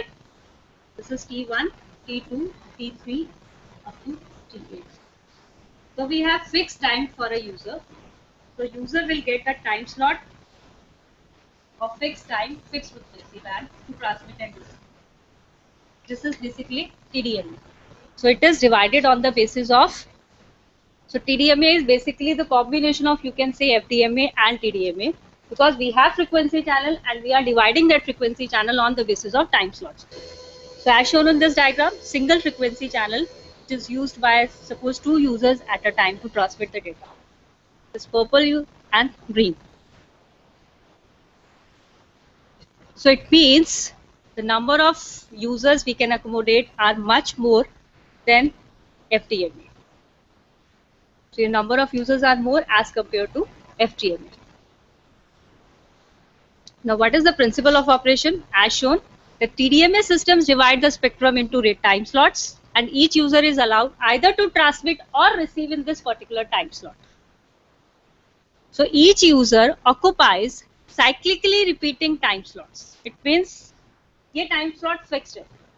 जैसे ही आपकी कॉल खत्म हो या ना हो, ये टाइम स्लॉट ऑटोमेटिकली आपसे रिमूव हो जाएगा और नेक्स्ट टाइम स्लॉट आपको मिलेगा नेक्स्ट वेव में.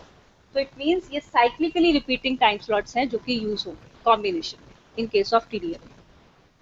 So TDMA allow different number of time slots for separate users, and that time slots are allocated on the basis of this frame structure, which is called TDMA frame structure.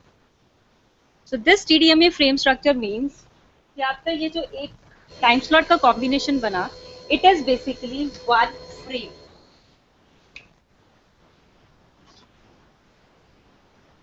So it means this slot number 1 to slot number 8. This is basically one frame. And this slot has particular set of data as shown by the diagram. If one frame is means that 8 time slots. One frame is equal to 8 time slots. And one slot has particular type of data, which is basically trail bit, sync bit, information bit, and guard bit. So your data means you have different slots which are used for transmitter and receivers. So duplexers are not required, which was required in FTMA. So one advantage is this. Second advantage, your number of users are much higher now because we have divided the frequency into 8 time slots. Then equalization is required. This is additional hardware requirement of the TDMA systems, since transmission rates are generally very high as compared to FDMA. Now, if we are generating the data on the basis of time slots, we are saying that TDMA increase the number of users, it increases the efficiency. So we have to calculate how much efficiency it is increased with respect to the TDMA, and that efficiency is calculated on the basis of frame because TDMA uses this frame technology. So this frame efficiency is basically eta f, which is number of bits per frame containing transmitted data and total number of bits per frame. कि आपके एक frame में कितना data है जो सिर्फ actual data transmission है. अगर आपको वो डायग्राम ध्यान हो स्लॉट वाला, तो स्लॉट में था आपके पास trail bit, synchronization bit, information bit और गार्ड बिट. अब अगर आप इसमें देखेंगे तो ये जो चीज है, ये जो स्लॉट है, इसमें ये 4 तरह का डेटा एक साथ है. तो information bit is exactly your data. Other than information bit जो आपके पास डेटा है, it is your basically called overhead. So the number of bits containing per frame containing the transmitted data divided by the total number of bits per frame. कि इस पूरे frame में आपके पास कितनी data bits हैं और कितनी टोटल बिट्स. तो एग्जैक्टली उनका कॉम्बिनेशन निकलेगा. It is frame efficiency. It means total bits minus your overhead bits divided by total bits is your frame efficiency. तो एक स्लॉट की बिट निकलेगी, सिमिलरली पूरे फ्रेम की निकलेगी. तो आपके पास टोटल बिट्स कितनी है, उसमें से डेटा कितनी है, आप माइनस करेंगे, ओवरहेड माइनस करेंगे, आपके पास फ्रेम एफिशिएंसी आ जाएगी. For example, this is your total number of bits per frame calculation process. That total number of bit can also be calculated using the frame duration, time and your channel bit rate also. And VOH is your number of overhead bits. Overhead bits means other than your data bits. These are called overhead bits. Example of this is, suppose this is actual data of GSM, that GSM uses this type of data. If a normal GSM time slot consists of 6 trailing bits, 8.25 guard bits, 26 training bits, and 2 traffic bursts of 58 bits of data, find the frame efficiency. Now we are saying we have a time slot, single time slot 1 suppose. In single time slot, we have 6 trailing bits, 8.25 guard bits, 26 trailing bits, and 2 traffic burst. ये आपका traffic burst है. Slot is also called burst. Having 58 bits. So your total number of bits are 156.25. Single slot, total number of bits in a time slot are 156.25. So total number of bits in a frame. कैसे calculate करेंगे? It is 1 frame is equal to 8 time slots. So it is 8 into 156.25. These number of bits. So our eta f frame efficiency is B total minus B overhead divided by B total into 100. Percentage में आएगी आपकी. तो total bandwidth total आपकी जो bits है वो इतनी है. तो इट इज 8 इंटू 156.25. ठीक है, माइनस ओवरहेड. इसके अलावा जो भी है वो ओवरहेड है. तो इट इज 6 प्लस 26 प्लस 8.25. कितनी हुई? 6 प्लस 26 प्लस 8.25. ये सिंगल टाइम स्लॉट की है, मल्टीप्लाई बाय 8 कर दो. तो इट इज 6 प्लस 20 कितनी हो गई है?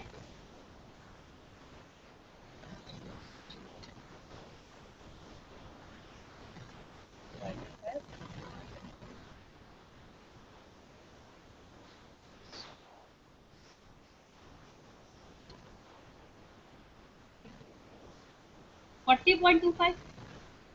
40.25 into 8. Why it is 8? Because it is single time slot overhead bits multiplied by 8. Now it is total frame overhead bits. Single time slot में इतनी ओवरहेड बिट्स है और टोटल फ्रेम में आपके पास मल्टीप्लाई बाय 8 हो जाएंगे and divided by again your 8 into 156.25. तो आप अगर 8 रिमूव भी करेंगे तो यहाँ से 8 रिमूव हो जाएगा. तो minus this by this divide by this you will ultimately get the frame efficiency and which is approximately 74.24%. 74% efficiently a frame is used. So the time slot, petition of a time slot, it is frame. So it means a frame efficiency of a GSM is 74% approximately.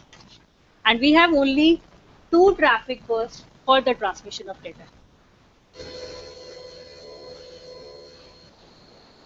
So how the number of channels differ from FDMA? In FDMA we have n is equal to, for FDMA we have n is equal to B total minus twice of B guard divided by BC. This was the formula. In TDMA, we have n is equal to m into B total minus twice of B guard divided by BC.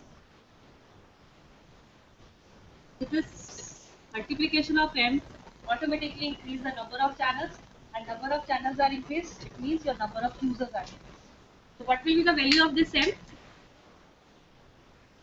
M is basically the number of TDMA users supported on each radio channel, and radio channel is basically this 200 kilohertz radio channels divided into 1, 2, 3, 4, 5, 6, 7 and 8 time slots. It means the number of users which are supported on this particular TDMA channel is multiplied to increase the number of channels. So previously, yesterday, Sajjad sir has told about 124 into 8 or 125 into 8. Approximately 1000 users. 1000 users. So it was basically the simple concept that we have in TDMA or in GSM, we have 125 channels. So each channel is divided into 8 time slots. It means each channel have 8 users. So 125 multiplied by 8, it means 1000 users, much more greater than your FDMA. FDMA में US में हमने देखा it is 416 user at a time. And in case of GSM it is 1000 user at a time in all the channels. So for TDMA the number of channels is multiplied by this M, and M is the number of maximum number of TDMA users which was supported on each radio channel. And B guard is the guard band which is present user at the edge. So example for this is GSM uses TDMA FDD system, and suppose GSM system uses a frame structure where each frame consists of 8 time slots as such. The number of bits in a time slot is 156.25. We have already seen this. And data transmitted is at the rate of 270.833 kilobits per channel. So find out, note down this data, that we have a single frame having 8 time slots, 1 to 8. This is called a frame having 8 time slots, and this single time slot we all know it has 156.25 bits, and that rate, which is transmission rate or data rate, is 270.833 kilobits per second, which is basically R. We have to find out time duration of a bit, time duration of a slot, and time duration of a frame. So what basically this signifies? Signifies that we are dividing the whole spectrum into number of time slots. This is one time slot with channel 1, 200 kilohertz. So this one time slot has number of transmissions, which is either 1, 0, 1, 0, 1, 1 combination, transmission of data bit. So we have to calculate the transmission time of this bit, transmission time of this whole time slot, which is CS, and transmission time of this whole frame, which is basically TF. So this is your TB. You have to calculate transmission time of bit, transmission time of slot, and transmission time of the whole frame. So how could we calculate TB? Transmission time of a bit means T is basically 1 upon R, 1 upon data. So it is your 1 upon 270.833 into 10 raised to power minus 3 now. 10 raised to power minus 3 kilobits per second.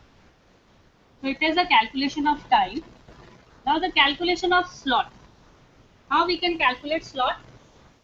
If a single bit time is known, and we know that one time slot has 156.25 bits, so multiply that TB with 156.25, you will get the time period of a slot.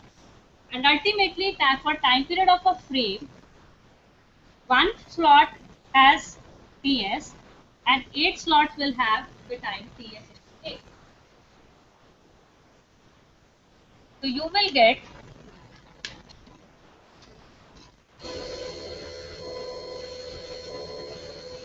data of this. TB 1 upon 270.833 into 10 to the power 3 means 3.69 microseconds. Means a single bit will take 3.69 microseconds to transmit. Similarly, slot will take 0.577 microseconds to transmit, and ultimately your frame will 4.6 milliseconds. So time slot duration is 0.577 microseconds. It means a user gets a time slot to transmit or receive only for this time period. आपको सिर्फ इतना time मिलता है बात करने के लिए, एक स्लॉट इतने टाइम के लिए मिलता है, बट आपकी कॉल चलती है 2 मिनट 3 मिनट 5 मिनट 10 मिनट, तो वो कैसे एलोकेट करता है? ऑटोमेटिकली वो टाइम स्लॉट को रिमूव करेगा, नेक्स्ट फ्रेम में आपको टाइम स्लॉट मिलेगा. तो how long the user will get? आपको टाइम फ्रेम कब मिलेगा? आफ्टर 4.615 मिलेगा, क्योंकि एक फ्रेम को क्रॉस होने में 4.615 मिलेगा. 8 यूजर ऑलरेडी फ्रेम यूज कर रहे हैं, नेक्स्ट फ्रेम में आपको टाइम, बट ये इतना मिनिमम टाइम में ट्रांसफर होता है, आपको यूजर को नहीं पता चलता. तो बैकएंड पे आपको जो चैनल लोकेट होता है वो सिर्फ इतने टाइम के लिए होता है, and it is cyclically repeating. जब तक आपकी कॉल चलती है तब तक आपको टाइम एलोकेट करना है. This is basically GSM PDMA technology, and in actual it is using like this. And yesterday we are talking about, even today also, that we have a frame size of 4.6 millisecond. This is ultimately the frame, single frame of GSM system having the size of 4.6 millisecond, which is basically time slot multiplied by 8 number of times. So it means a user has to wait 4.615 millisecond before next transmission. And how we will get the cyclically repeating frames? As shown in this diagram,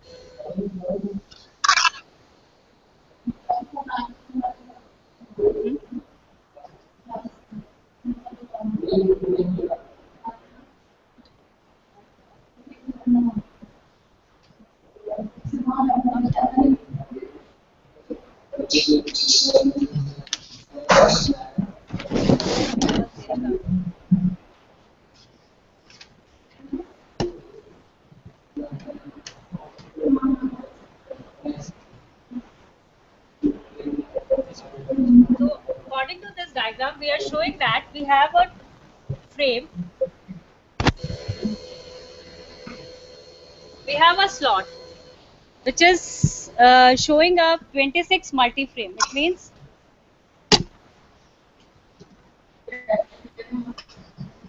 this is a time slot of 0.577 microsecond millisecond.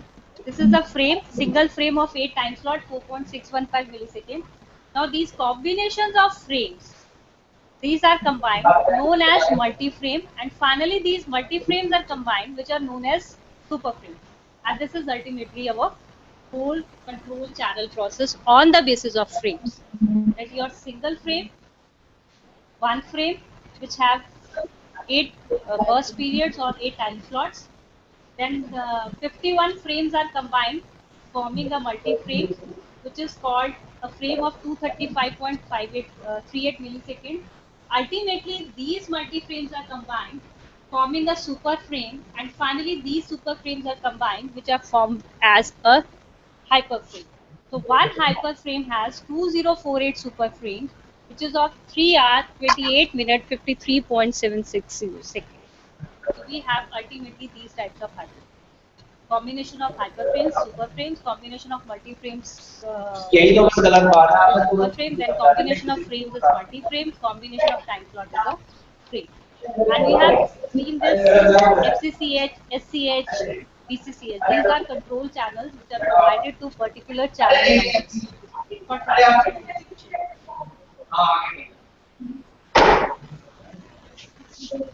Means a TDMA frame is having 8 time slots, which is also called the burst period, having a length of 4.615 or 62 milliseconds, 26 TDMA multi-frame, which has 24 traffic channels, SSCS standalone dedicated control channels, idle channel, which is having a time period of 120 milliseconds. Then 51 multi-frames have 26 TDMA frames, combination of frequency, synchronization, broadcast channels, having a time period of 235.6 milliseconds. So in the formation of these multi-frames, we have ultimately transmission of data over the UM interface because of these multi-frames. We get a call of 10 minutes and more than 10 minutes or go on. Similarly, hyperframe, which is 6.12 second long, and superframe and hyperframe. Sorry, so it should be hyperframe, it should be superframe. So on the radio link aspects, we can say that we are using the channels to transmit and receive from speech to RF. That we are talking, the network is digitizing and source encoding. Then channel coding was done, interleaving was done on the transmitter side, ciphering was done, and modulation, transmission to the channel. BTS will transmit the data finally to the demodulator, beamforming, then deciphering, deinterleaving, decoding, and source decoding, and finally you are getting your voice call. This is radio link aspects. Now, how the channels are used? In particular, this we have read the term ARFCN, absolute radio frequency radio channels. So, absolute frequency radio channels or a time slot, they define a physical channel. And logical channels are the channels which are basically specified by GSM, which are mapped to these physical channels.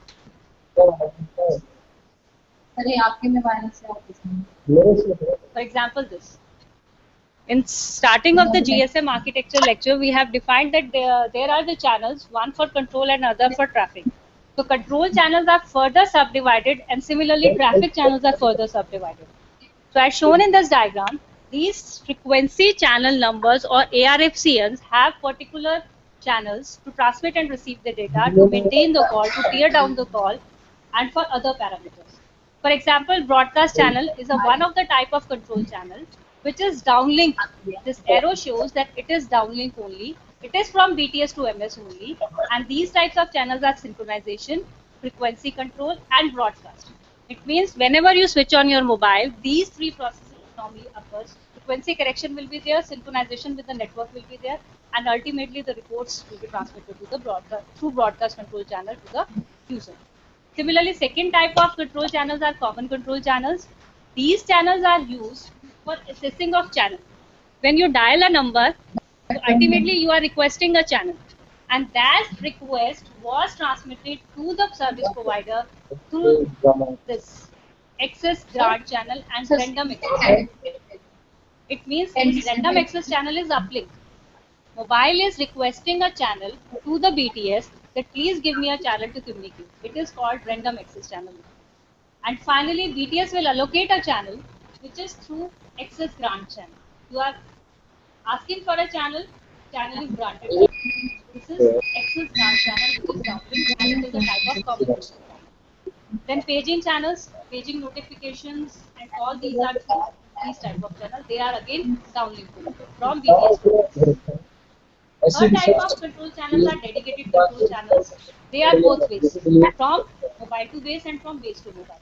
So it is slow associated control channel, fast associated control channel, standalone dedicated control channel. And the main purpose of these three channels are basically to process the handoffs, to process the traffic. And third, next is your traffic channel. Now traffic channel is again both way, and there are two types: full rate and half rate. So what do you mean by full rate and half rate? Full rate means if you are using a slot, only a single user is using a slot. It is basically full rate. Because we have shown that a single time slot has overhead bits, but 258 bits of data. These are information bits or data bits. So these two sets of data, if single user is using or two user is using, it is full rate. If a single slot is used by a single user, it is full rate. If single slot is used by two users, it is half rate. It means two users are transmitting the data on two times, single time slot. So it is half rate. कल ये बोला था ना कि मैंने समझ लिया So in case of half rate, quality decreases. Voice quality decreases. Basically, channel quality decreases, and service provider normally does this to increase the capacity in busy hours. So they automatically transmit the user on half rate, data transmission on half rate. And this is basically the use of channel in transmission from BTS. When you switch on the channel, first frequency correction was done from BTS to MS. Then synchronization was done. It is necessary for each and every mobile. Whenever you switch on from switch off condition to switch on condition, it will perform these functions basically.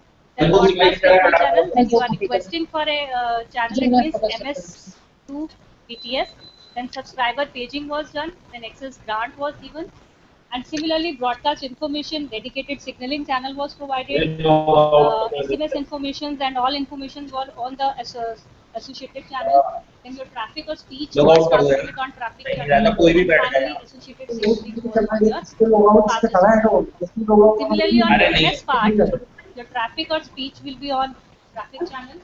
Your associated signaling will be on fast associated channel. The radio measurements and SMS will be on slow associated channel. The dedicated signaling will be on SDCH and broadcast information on this. And synchronization process के लिए आपके जो starting के 3 channels थे वो आपके use होंगे frequency correction, synchronization and broadcasting. और अगर आप request डाल रहे हैं तो आपका random access channel, paging request और answer.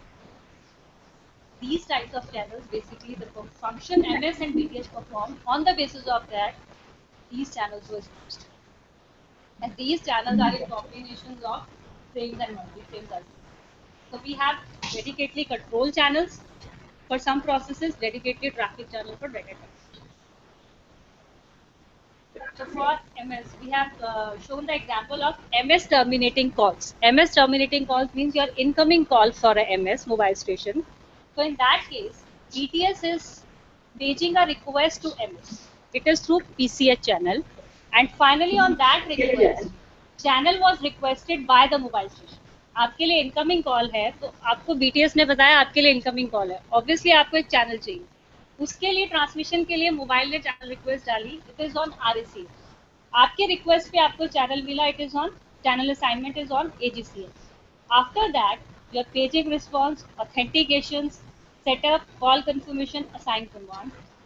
These are done on standalone dedicated channel, which is two-way control channel.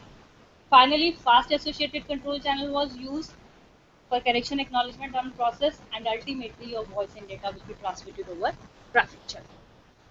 This is mobile terminating call. Similarly, outgoing call process will be followed with these type of channels. So till now we have done FDMA and TDMA. Now the comparison, before going to CDMA, we have a comparison of TDMA and FDMA. So what is basically TDMA and what is the difference between TDMA and FDMA? The technological standard for case of FDMA and TDMA. One is channel bandwidth, which is 30 kilohertz in case of this. It is 200 kilohertz in case of TDMA. Second, number of users, single user, single carrier. It is 8 user per channel. Other than that, ISI is low. In case interference is there, so for GSM we need frequency planning to avoid that. Then total number of users. The total number of users means basically we can say total number of channels. Suppose. So total number of channels N, which is B total minus twice of B guard divided by PC. And in case of this, it is N is equal to M B total twice of B guard and BC. So we have this type of comparison between FDMA and TDMA. Number of users are much greater than FDMA. This is our 1G technology standard. TDMA is combination of 2G and basically GSM technology standard. And we are talking about GSM, so it is GSM technology standard.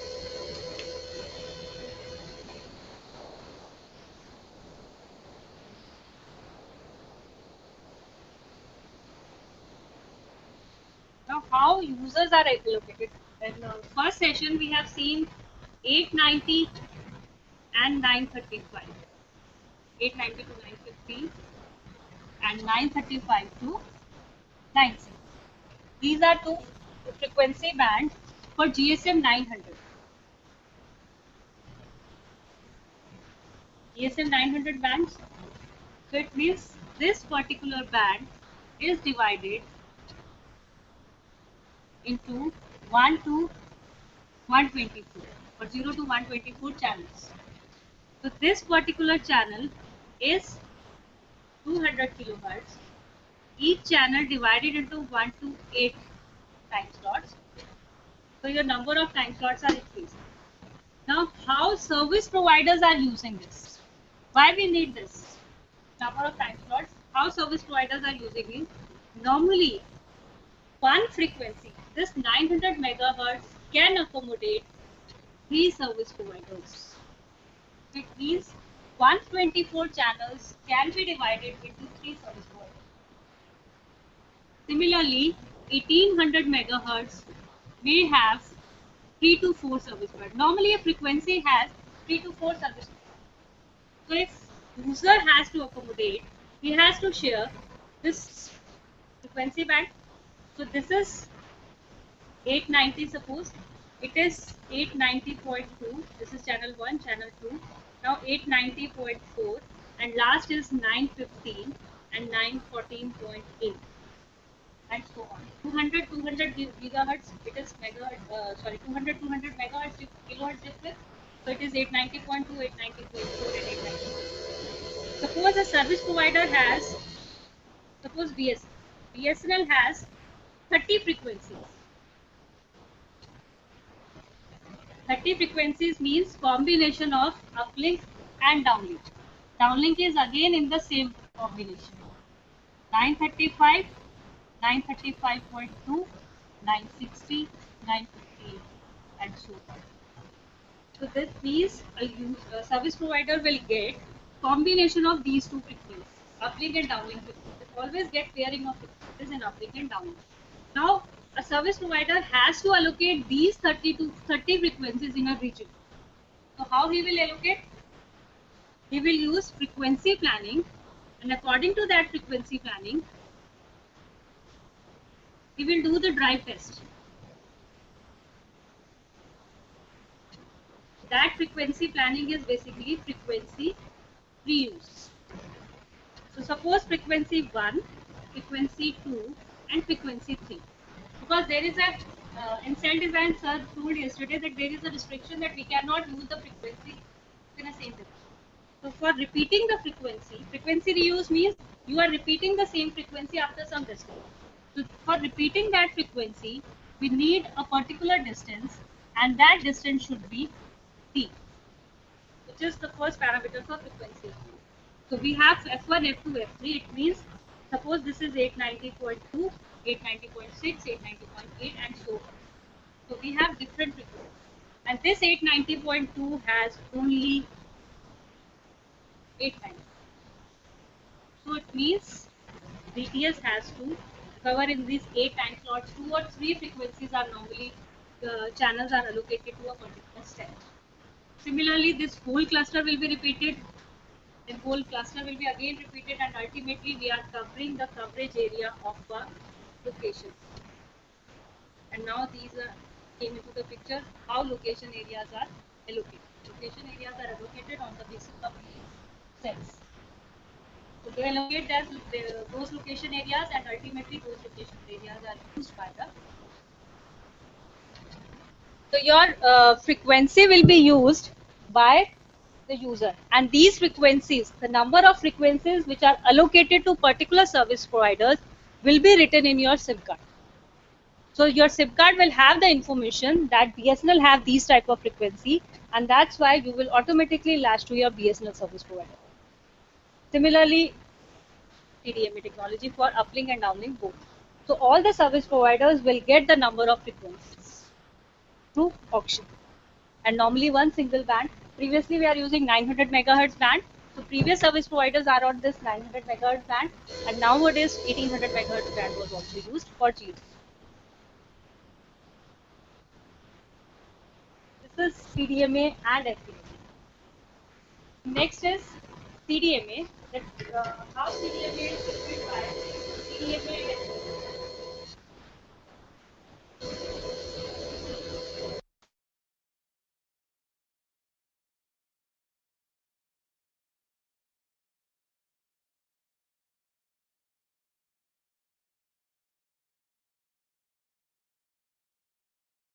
CDMA. As shown in this diagram, CDMA is basically the users allocated the frequency band to all the users at the same time, and users are identified on the basis of code. So no time limit was there, no frequency band is there to provide them, just whole frequency band to all the users, and we have number of users which can be accommodated on CDMA channel because they are divided or differentiated on the basis of codes. So it means in CDMA, one channel carries all the transmissions simultaneously. This is the main difference of TDMA and CDMA, that CDMA carries transmission over single channel, and all the channels are using transmission at the same time. So interference is not there, as they are using a different code sequence, another user is using different code sequence, so interference will not be there in case of CDMA.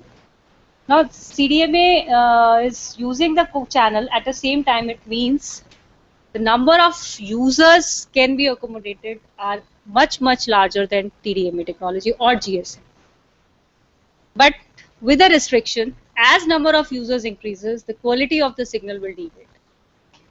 So if you increase the number of users, unlimited number of users are provided in for theoretical limit was unlimited. But practically, if number of users increases, the quality of the signal will degrade in case of CDMA. And as shown in this diagram, the number of users are much higher than TDMA and FDMA, and they are all using their different code sequence to transmit and receive. So they are not interfering with each other. Now, what is basic process between CDMA technology? The CDMA technology uses direct sequence spread spectrum technology to transmit and receive the data. And this direct sequence spread spectrum technology means we are multiplying the narrowband signal with a particular code sequence, which is a basically a wideband signal, and that wideband signal will create a wideband ultimate transmitted data to be transmitted. So we are showing a 4 user data transmission. One is D1, another is D2, third is D3, fourth is D4. And we can transmit it by multiplying the data sequence by code sequence, which is allocated to each user. So D1 C1, D2 C2, D3 C3, D4 C4. And we are transmitting all the data at the same time within a common channel. It means in CDMA, there is no frequency planning. So F1 is used in cell 1. Similarly, F2 is used in cell 2, and F1 is used in cell 2, and F1 is used in cell 3. So all the cells, all the location areas, they are using the same frequency at the same time, and all number of channels at the same time.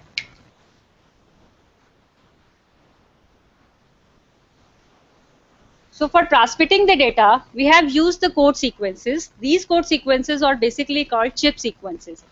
So write down these chip sequences: C1, C2, C3, C4. We have taken the example of 4 users transmitting the data. So for 4 users, we have taken 4 chip sequences. One chip sequence is C1, second chip sequence C2, third chip sequence C3, and fourth chip sequence is C4. So C1 is your +1, +1, +1, +1. C2 is +1, -1, +1, -1. C3 is +1, +1, -1, -1. C4 is +1, -1, -1, +1. So we have 4 chip sequences. So it means we want to transmit the data that D1 multiplied by C1, D2 multiplied by C2, D3 multiplied by C3, and D4 multiplied by C4. So C1 is +1, +1, +1, and +1 we are using. For C2 we are using +1, -1, +1, and -1. For C3 we are using +1, +1, -1, and -1. And for C4 we are using +1, -1, -1, and +1. These are the chip sequences. Similarly, we have defined the data. If data bit is 0, it will be represented by -1. If data bit is 1, it will be represented by +1. And if there is a pause between the transmission or between the transmission of 2 words, so we can say we have a silence there, and silence will be taken as a 0. So these are the 3 types of data sequences. That one is data 0, which is represented by -1, data 1, which is represented by +1, and silence, which is represented by 0. So on the basis of that, we are saying data 1, it means user 1 is transmitting bit 0. We are only showing the bit transmission, single bit transmission. So data user 1 is transmitting bit 0. It means the data 1, this D1 is -1. User 2 is transmitting bit 0. So this D2 is also -1. User 3 is in silent mode at particular time, that time, so it is 0. And finally user 4 is this, it means +1, so it is +1. Multiply this your data bit with your code sequence. So D1 into C1, you are getting -1 multiplied with C1, you are getting -1, -1, -1, and -1. Similarly for D2 C2, you are getting -1, +1, -1, and +1. Similarly for D3 C3 0, and for D4 C4 it is same because we have multiplied with +1. Now data on common channel. for data on common channel, you have to add the first bit of all the transmitted data. -1, -1, 0 and +1. So it is -1, +1 and -1 cancelled. So -1 is left. So data 1 is -1. Then D2, C2, second bit of D1, C1 is -1, +1, -1 and 0. Again -1 was left. Then -1, -1, -1 and 0. It is -3. And then -1, +1 and +1. So it is +1. So the common channel we have the data of all the 4 data transmissions, which is -1, -1, -3 and +1. So it means the digital signal which is created by the 4 stations are shown like this. That first is -1, -1, -1, D1, C1 is this, D2, C2 is this, D3, C3 is this, and D4, C4 is this. And finally the data on common channel is -1, -1, -3 and +1. Now this whole data was transmitted on the channel through the BTS. Now BTS has to transmit the data to MS. So on MS, we have the total data. On CDMA mobile station, we get all the data which was on the channel. And station 2 code, it means station 2 get all the data and station 2 will have the information about the chip sequence. So we'll get +1, -1, +1, -1 and it will multiply the data and ultimately will get the inner result. So it means -1 and +1. These are multiplied, so it is -1. -1 and -1 multiplied, it is +1. Then -3 and +1, it is -1. And +1 and -1, it is -1. So whole data is this. And finally, you will add the data, it is -1 +1, -3 and -1. It is -4, summation of data. And the number of users are 4. So your data will be -4 divided by 4, -1. And station 2, they transmitted bit 0 at that time. Just like that, your bit was retrieved by the CDMA system or handset. Similarly, the whole transmission, voice transmission or data transmission was converted into +1 and -1, and ultimately that conversion was added and multiplied by the station 2. So this is CDMA system. And we said that CDMA system works on direct sequence spread spectrum. So in direct sequence spread spectrum, your D1 is your data, which is narrow band.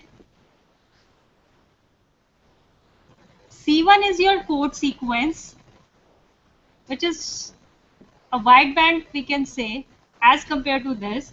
And ultimately, we are getting a D1, C1, which is a wide band signal. So we get D1, C1 data ultimately. And this whole data was transmitted over the channel to the mobile station. So the information of C1 was only to that particular mobile station. And in that case, the different logical channels was used. So GSM and CDMA both have logical channels to assess the channel. And these logical channels was used, one of the logical channels was used to inform about the code sequence generated. And in MS, the code sequence will be generated. It was multiplied by D1 and you are getting ultimately D1. Now the question arises, why user 1 is receiving this.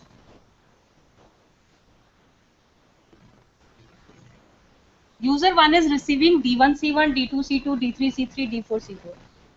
Whole data. But it is only retrieving D1. Why?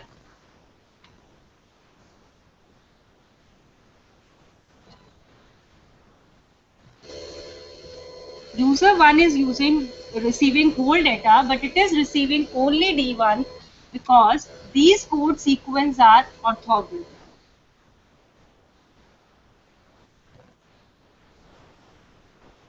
And orthogonality means if a code sequence is multiplied with a particular code sequence, you will get the data. Otherwise, the code sequence is multiplied with other code sequence,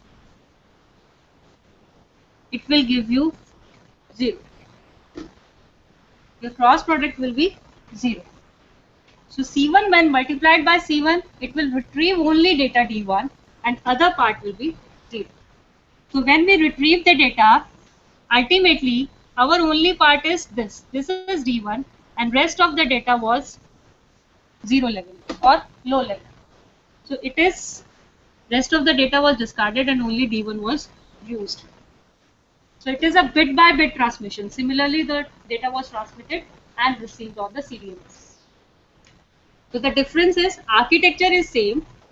CDMA also uses BTS, BSC, MSC, HLR, VLR and AUC type of devices, but the difference is only mobile station access.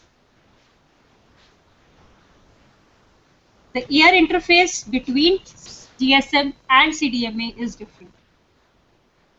Similarly, frequency planning is different. It means this direct sequence spread spectrum help in retrieving the data to the CDMA user. And how we can generate these chip sequences? These chip sequences will be generated by using the Walsh tables, and this Walsh table is, for example, this: if W1 is equal to +1, then we have W2n, and W2n means your Wn, Wn, Wn bar. It means if it is W1, then W2 will be W1, W1, W1, W1 bar. So W1 is +1, so it is +1, +1, +1, -1. W4 will be W2, W2, W2, W2 bar. So it is +1, +1, whole matrix will be repeated. Similarly, the value of n changes, your matrix will be generated. So therefore, for users, we have generated W4. So chip sequence 1 means row 1, row 2, row 3, row 4. And this is the data you have used for the example. That is C1, C2, C3 and C4. This is Walsh table which is used to generate the data. Now, before ending the session, we want to compare basically TDMA and CDMA, or we can say we want to compare basically GSM and CDMA. Previously, we have compared FDMA and TDMA. Now, we want to compare GSM and CDMA. So, in case of GSM, number one is your access air interface. For GSM, our air interface is TDMA with FDMA, and it is CDMA, code division multiple access. Second is channel bandwidth. Here we have used 200 kilohertz. The channel bandwidth of this is 1.25 megahertz. Number three, time slots was used, and in this case code sequences was used because it is CDMA technology, so code sequences are used. So time slot means we have to use frequency planning to achieve this, and in this no frequency planning is required. It means your F is equal to 1. Wherever we have to plan the frequency whenever we shift it from one channel to another channel, or whenever we are designing the network. Any other advantage? Number of users. Yesterday, Sachan sir has shown about the capacity of the CDMA system and GSM system. So CDMA system, we have the number of users as already done, the number of channels are multiplied by the number of times users on the time slot. So in this case, it is unlimited. But one of the factor was EB by N naught. जो capacity है आपकी CDMA के depend करती है EB by N naught, voice activity factor. So in CDMA, as number of users increases, your EB by N naught will automatically decrease. So in CDMA, basically for a single user, we basically consider that all the users are interfere. Other than that particular user, all the users are interfere. So we consider that EB by N naught decreased as the number of users for GSM and CDMA. Architecture point of view, same MS, BTS, BSC, MSC. Here again MS, BTS, BSC and MSC. Same infrastructure was used. The difference is the technology used for assessing the network. In case of this, we are using the rake receivers. In this technology, we are using different. Another difference is, one of the main differences, hard handoff. Handoff process is different in CDMA. Handoff process is different in GSM. So it is hard handoff and soft handoff. So these are the main differences of this. And this 1.25 megahertz carrier bandwidth allocate number of users in CDMA.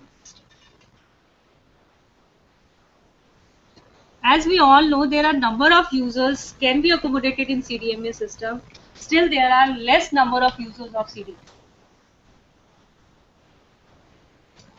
There are very less number of users in CDMA system as compared to GSM system. Because service providers are, it is not as much popular as GSM. We will get GSM handset with a dual SIM GSM, but we will not get a handset in a market with a dual SIM CDMA. CDMA GSM combination will be there, GSM GSM combination will be there, but no CDMA CDMA combination is there because number of users are very less, and it is because popularity is less as compared to the GSM. And security point of view, as Sachan sir will discuss, CDMA is much secure than GSM. So 3G is based on this technology. The air interface for 3G is based on CDMA. This different frequency architecture was there, frequency descriptions was there to allocate the channel to the user. And that is why this is called narrow band CDMA. For 2G, we gave it as a name of IS95 or narrow band CDMA because it is 1.25 megahertz only, but much greater than 200 kilohertz. So single user will get a single channel, or all the user will get channel at the same time in case of CDMA system. So thank you for the session. Queries from the centers? Gandhi Engineering College.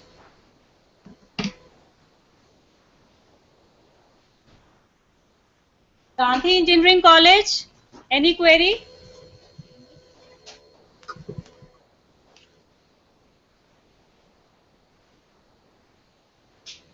Gandhi Engineering College.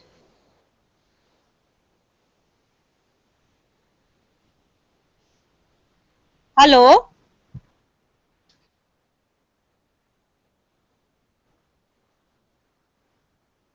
हाँ जी sir.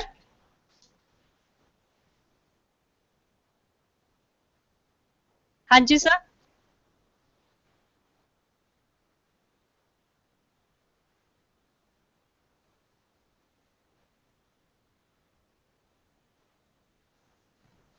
Combination of TDMA and CDMA. So 4G is basically OFDMA based technology. In that case, your air interface will be now OFDMA, orthogonal frequency division multiple access, and that orthogonality factor will be used in that case, but not directly the code sequence. So it is frequency division multiple access with that orthogonality sequence. So it is given the name of OFDMA. Yes, sir. So because in CDMA we don't allocate time slots, that's why we can't combine times and code sequence. Because code sequence is allocated as per the demand. Okay, sir? Thank you. Okay. CV Raman Engineering College.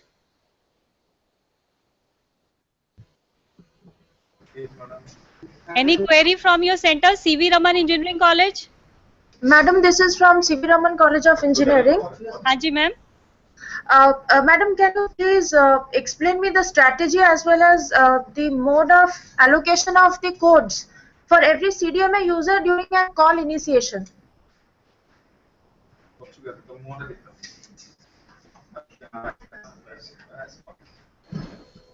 Ma'am, as said before, we have MS, BTS, BSc and MSc in CDMA also.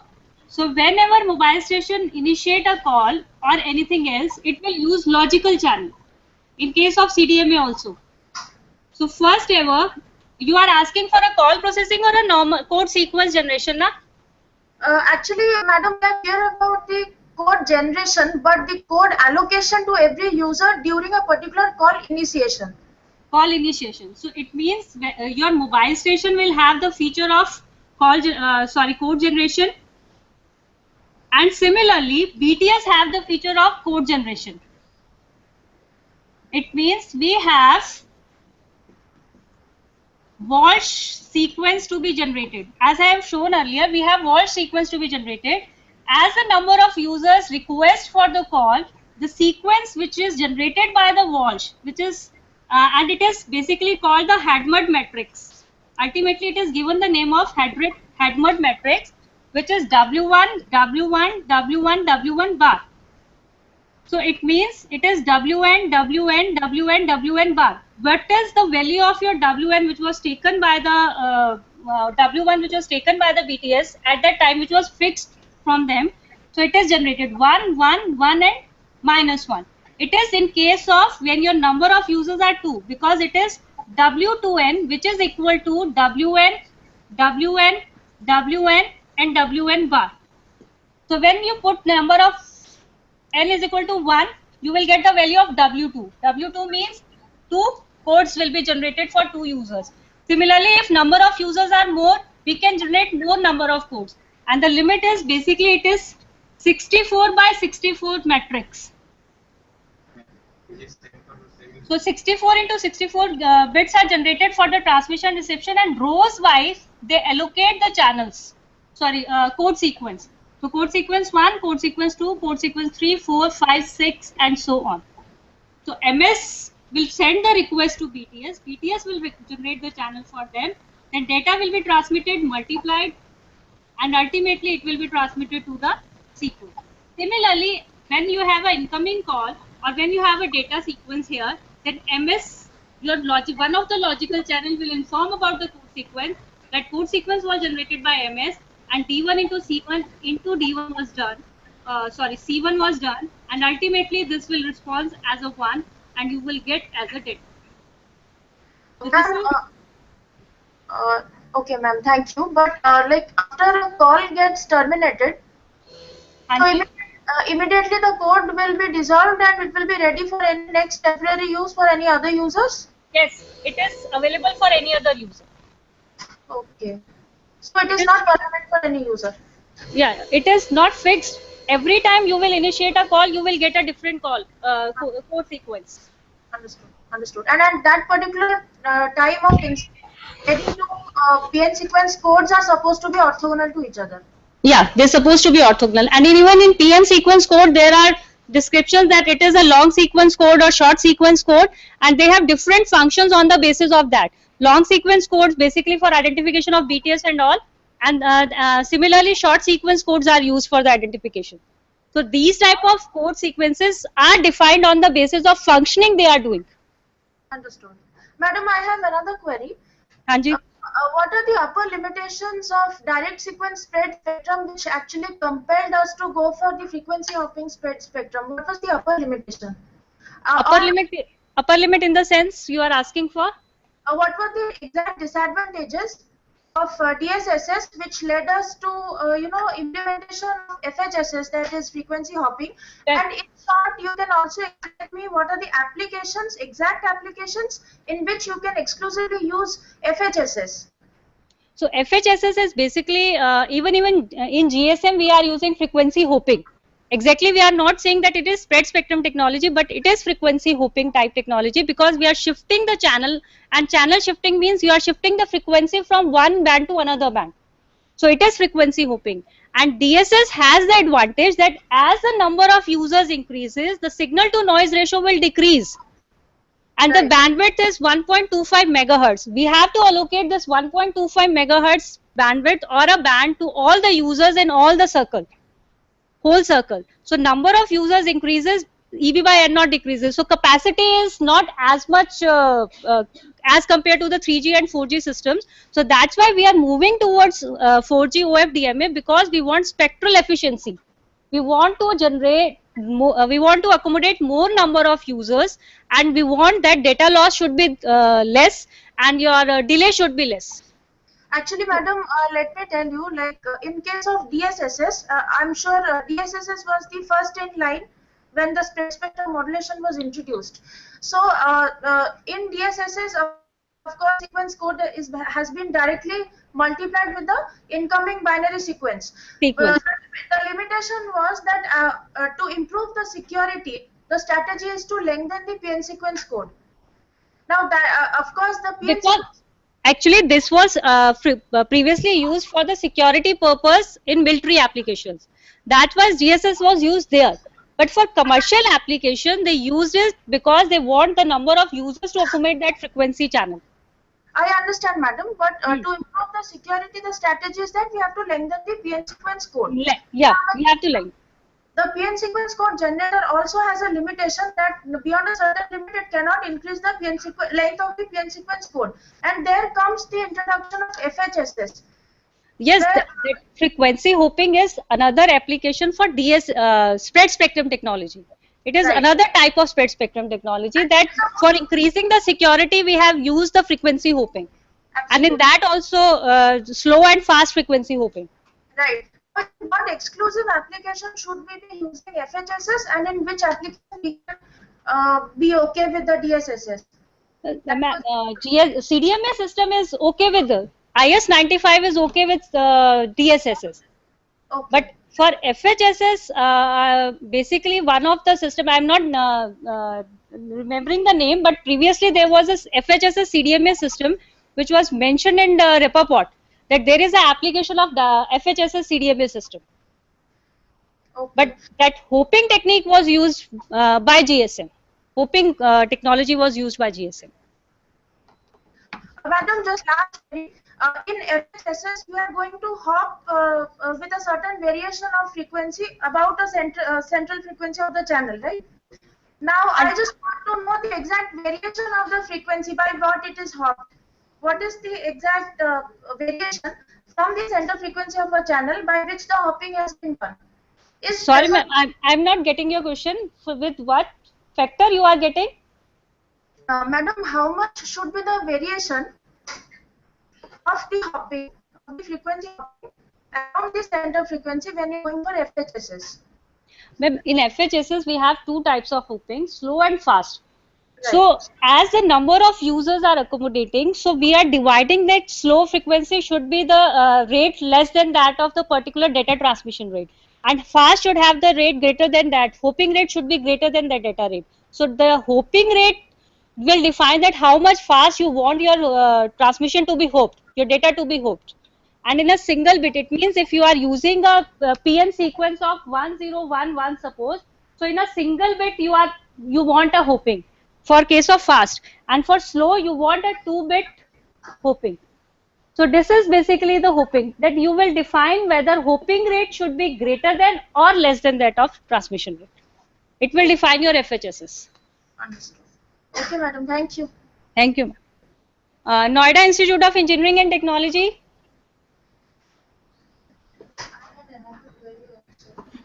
Hello. Noida Institute of Engineering. Yes. Are you listening? हाँ जी, कोई query? Yes, I have one query. You told that in CDMA we are modulating our data with the codes. Yes. Okay. Yes. Suppose I make a call through my CDMA phone to a GSM phone. Then how a GSM phone will receive the data? Because the same data has to be generated at the receiver side also. You are transmitting signal over a CDMA system to a GSM system. Yeah. So your phone is CDMA system and it will transmit data to GSM. Yes. So it will ultimately, because the receiver side is GSM, your MSC part will automatically take care, and that MSC part will take care that the call is from GSM user. So there is that is why we called it just we have the technology we can transmit the data from one service provider to other service provider and from one mode to other mode. So CDMA is a one type of mode and GSM is another type of mode. So they will ultimately take care, your MSC part will take care that your data will be transmitted to the MSC part of GSM and GSM will transmit that data to GSM phone. But it will be transmitted only in a GSM mode because that particular number was in GSM mode. It will not be transmitted through codes now.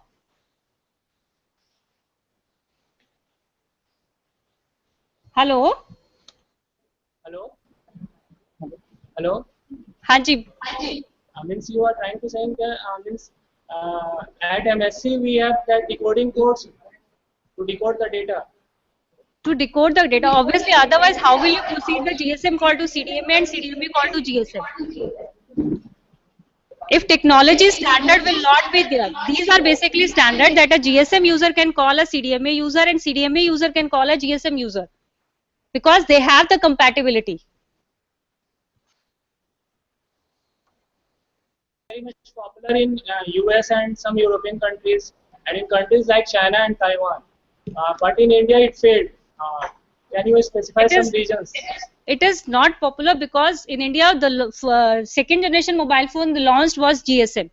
Until CDMA launched, GSM was very popular and the restriction at that time was there was no SIM. If you have to change the service provider, you have to change the handset. This was the major limitation at that time. So that's why people don't want to change the handset. And GSM has the popularity because number of service providers are more. So obviously call rate difference was there. Then your cell reach was there. So that is the reason that your service is more available for GSM as compared to CDMA. That you are saying that yes, GSM was earlier launched earlier than the CDMA. But in other countries No. also, why? GSM was not known as a CDMA. I am saying that GSM was first launched as a technology in India. That's why people Yes, yes, yes. mainly like GSM. And CDMA has less number of service providers. Okay. And I have listened that in CDMA the CDMA also failed because there was some royalty to be given to Qualcomm. Is there any case that? Sorry, repeat your question. I have listened that in CDMA there was some royalty to be given to Qualcomm. That's why CDMA failed. Royalty to be given to Qualcomm. Call? Qualcomm. That is a company. Qualcomm. Yeah, This yeah. may be the reason. I can't comment on this. This may be the reason. Okay. Any other query from any other center? DIT? In Dronachari Group of Institution?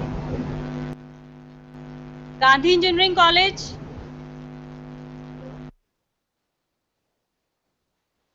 Any query from the NITTTR center itself?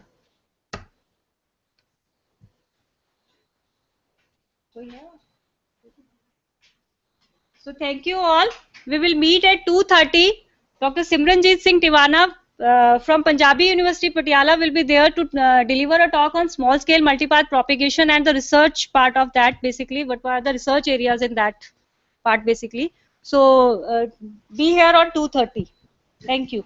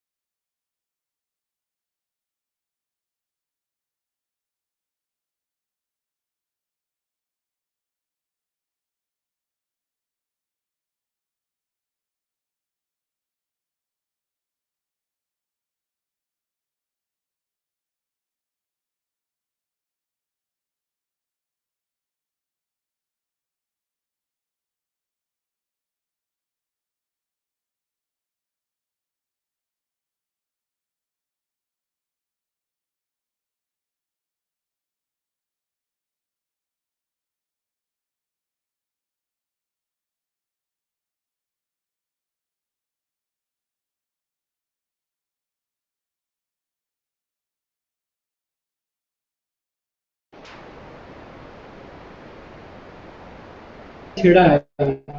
हाँ किसी पेट में कर लिया तो छिड़ा भाई। बस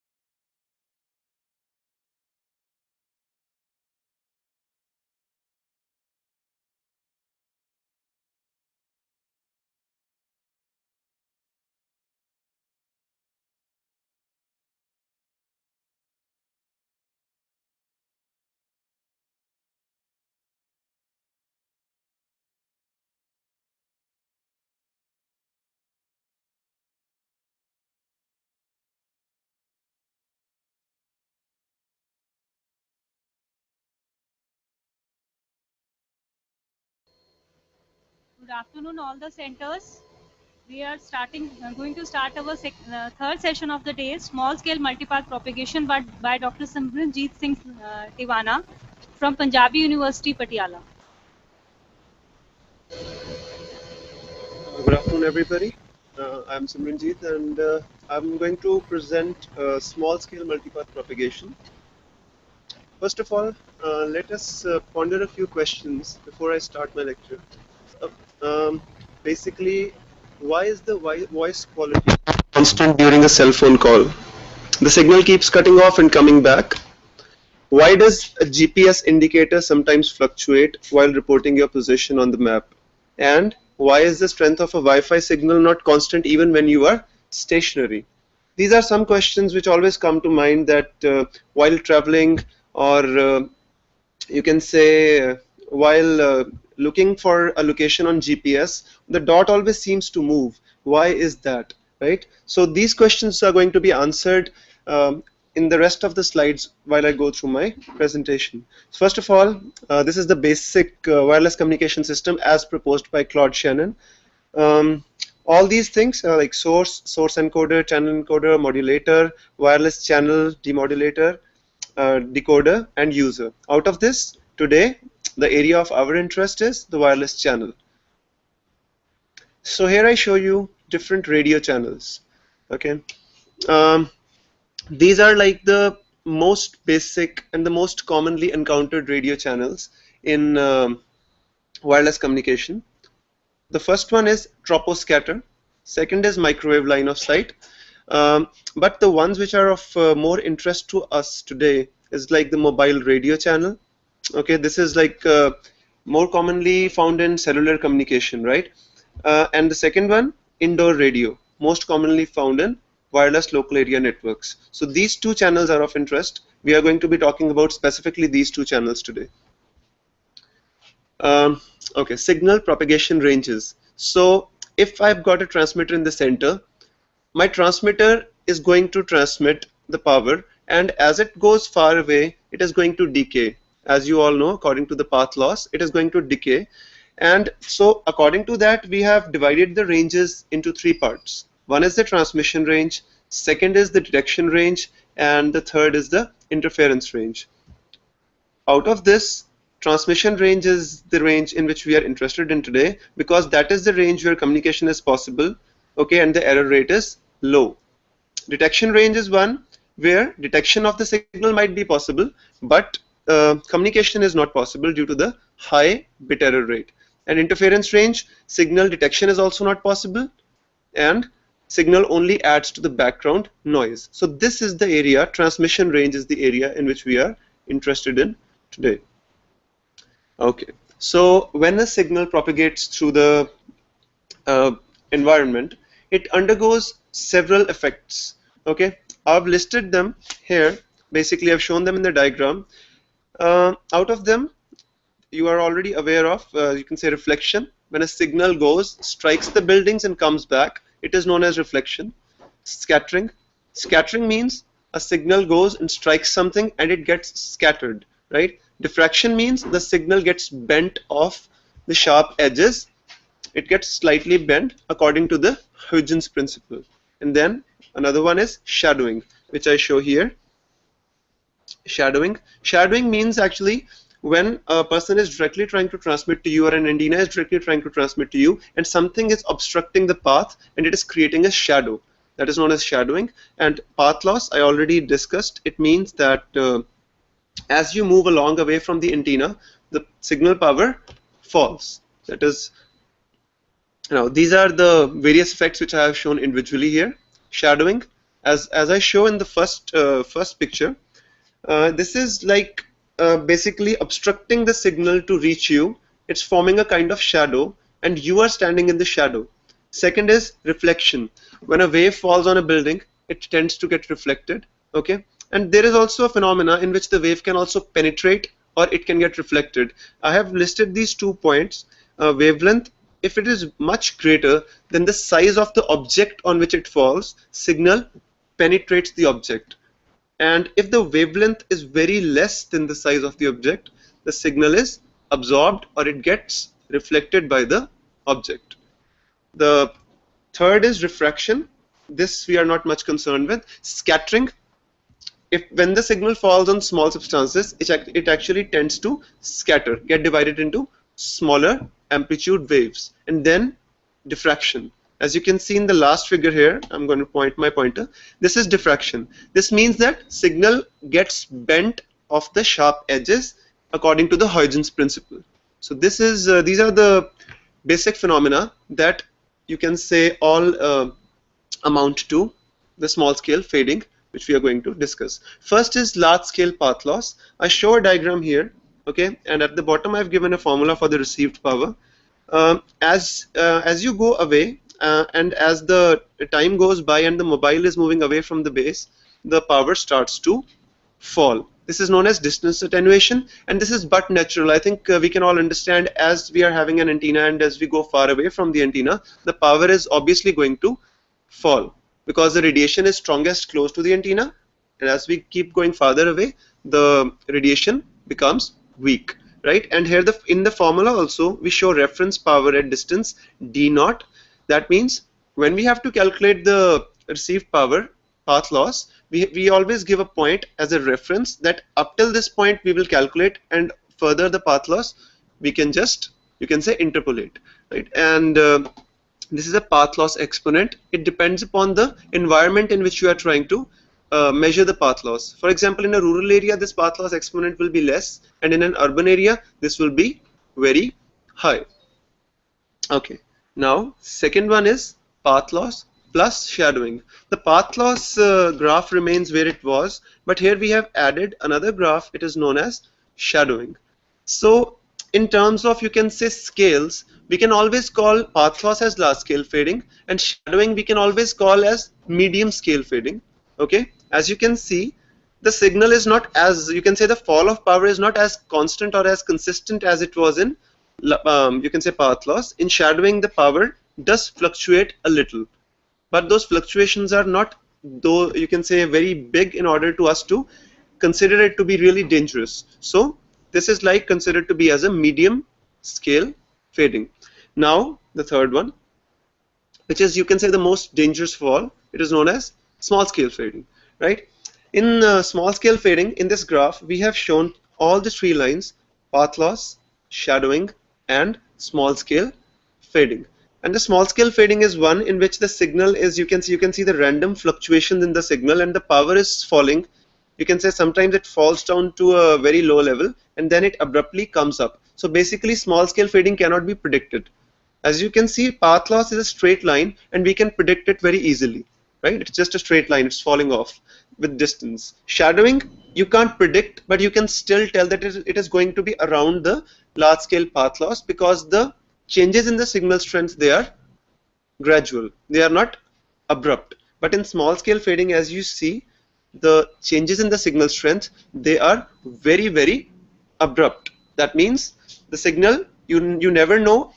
After a couple of seconds, your signal was having a very good amplitude, and after a couple of seconds, it might fall to a very low value. That is known as, you can say, small scale fading. So these are the three basic types of fadings. Okay, so these are the scales. I'd like to show you again on the different slide. As you can see, this is a total signal which is received on the receiver. But if we segregate it into three parts, okay, the first one is the path loss. As I told you, it is just going to be a straight line or a little curved in this case, but we can obviously predict how it works. Second is shadowing. It appears to be more, you can say, fluctuating than the path loss, but the last one, as you can see, it is just random, nothing but random, because 1 second the signal is high, it is getting amplified, and the very next second it gets attenuated. So this is the one which in wireless communications we are the most concerned with. This one is the one which we are least concerned with, because this is predictable. We know that this is going to fall off, so we are not much worried about this. But this seems to bother most of the wireless engineers the most. Again, so here the same diagram I presented in a different way. As you can see, the bottom diagram here, this one, I have just taken a small, you can say, piece of this line and I have tried to zoom it. When I take a small piece of this line and I try to zoom it, what happens? I get shadowing. So from large scale fading, I take a very small piece, small, you can say, line, amplify it, we get shadowing. And then a very small piece of shadowing, I try to amplify it and it gives me small scale or short term fading. And this is the one which we are going to be talking about today. Okay, so this is, I'm going to show you an animation. It is a constant animation in which all the three fadings are going to be plotted simultaneously: large scale, medium scale, and small scale fading. So the top one is the path loss, this one is log normal shadowing, and the last is small scale fading. So we all have to keep an eye, because on the x-axis we've got distance and on the y-axis we've got received power. As you can say, the car will move away from the antenna, let us see how all the three fading react. So what do we see?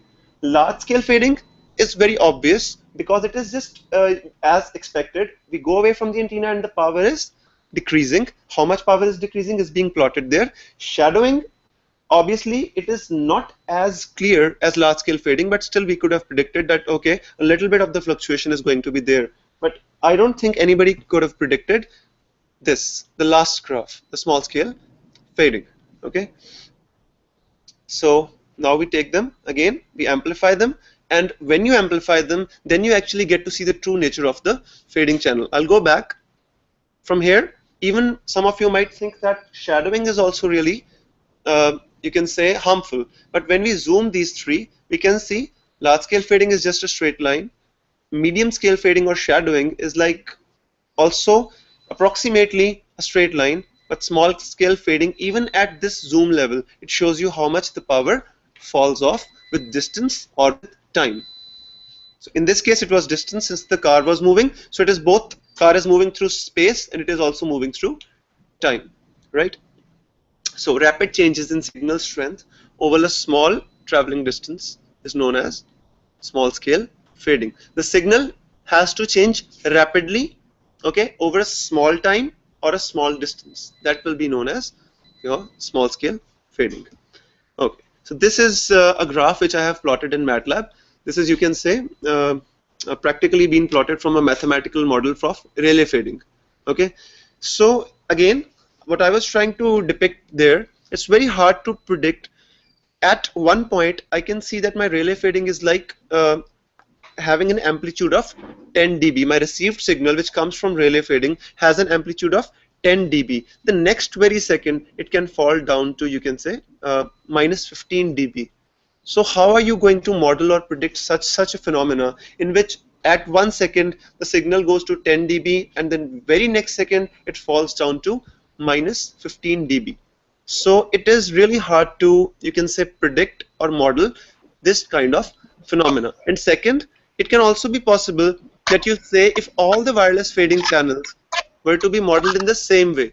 That means if I knew that all the wireless fading channels are just going to be having a Rayleigh distribution, fine, fair enough. Even they are very random, but I know that they are all going to be having a Rayleigh distribution, so it can still be manipulated to our advantage.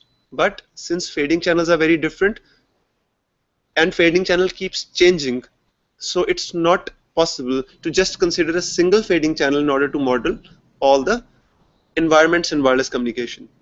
So the definition of small scale fading, it says, small scale fading or just fading is used to describe the rapid fluctuations of amplitudes.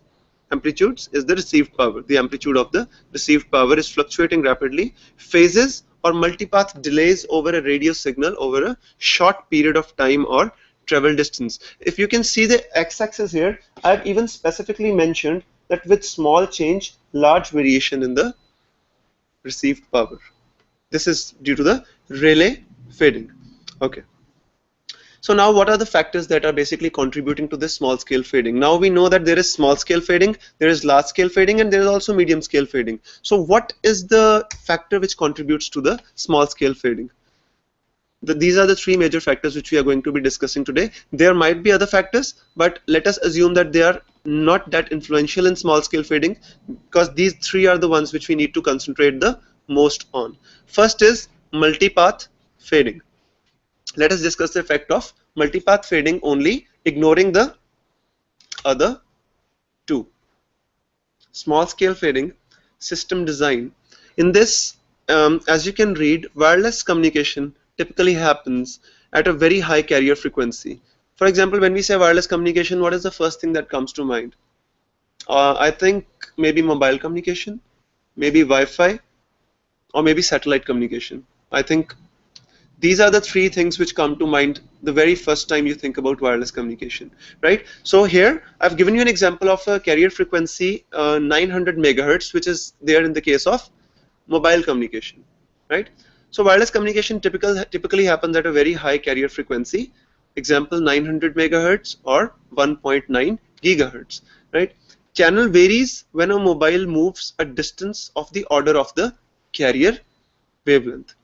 जैसे जैसे as the frequency increases, right, the wavelength decreases, and the more the wavelength decreases, the more susceptible it becomes, because as I have written, when a mobile moves a distance of the order of the wavelength, the channel changes. So the lesser the wavelength, lesser the movement, and the channel tends to change. More wavelength, that means you have a greater leeway, you can move a greater distance, and only then the channel is going to change. That is the reason why you can say wireless communication at high frequencies is even posing a challenge to us today. A lot of research is being done in the area of 60 gigahertz wireless communication, or terahertz, you can say, millimeter wave communication. It is being done, but it is posing great challenges. The reason for the challenge is very simple, as I have mentioned here. If the frequency increases, the wavelength is reciprocal to it, so it decreases. If wavelength decreases, then the channel is obviously going to change when we move the distance of the order of wavelength. So greater the frequency, more prominent the small scale fading becomes. So these are the 2 points. And then now you are talking about 0.3 meters for 900 megahertz. 0.3 meters is like, you can say, nothing. So when you are traveling in a vehicle, for example, let us assume you are traveling in a car at a speed of 60 kilometers per hour. So 0.3 meters you are going to be covering in no time. And how many times are you going to cover the 0.3 meters again and again? And every 0.3 meters there is a chance that your channel between the transmitter and your receiver, it is going to change. So if we are stationary, it is a different challenge, right? Because it is changing not only with distance, but it is also changing with time. So even if we are sitting still, I am sitting here only, after a small time, it is going to change. Even if I am not stationary and I am moving, the distance is changing and the channel is still changing. So you can say small scale fading has a lot of adverse effects on our wireless communication system. Okay, so for vehicular speeds, this translates to a channel variation of the order of 100 hertz. Okay, so these factors which I have discussed to you are the primary driver behind the wireless communication system design. That means, as a designer of wireless communication system or as a engineer, if I'm trying to model a fading channel, these are the things which I have to consider. Okay, so first of all, let us talk about multipath. I think the name itself suggests what a multipath means. Multipath basically is made from two words, multiple paths, right? Multiple waves carrying the same information get added or subtracted by multipath. Added means constructive interference, and subtracted, obviously, destructive interference. So basically what is happening here in this diagram, if we have a closer look, this is our transmitter. Okay, this is you can say a small, it has got small leaves from which the signal is going to scatter. This is a huge, you can say, building of the edges of which the signal is going to diffract, and if a signal falls directly on it, it is going to get reflected, right? So, and this is a direct path, and here is a reflection. So all the phenomena which we discussed, they are in action here: reflection, diffraction, and scattering. And all the waves, you know, it is the same signal, but it was transmitted in different directions. Okay, and it comes back to the receiver with different phase angles at different times. It is very important to understand that it is not only coming with different phase shifts, but it is also coming at a different time. That means you not only have to incorporate the phase shifts and try to get constructive and destructive interference sorted out, you also have to worry about what is the time up till which the signal is going to keep on coming, because you never know. It could be like you can say the order of microseconds. The signal still keeps on coming onto the mobile, and it is the same signal which you wanted to receive 10 microseconds before that. So what are you going to do? Either you put a stop, say, okay, fine, after this time I'm not going to accept any more signals of the same type, or what? So how do you do that?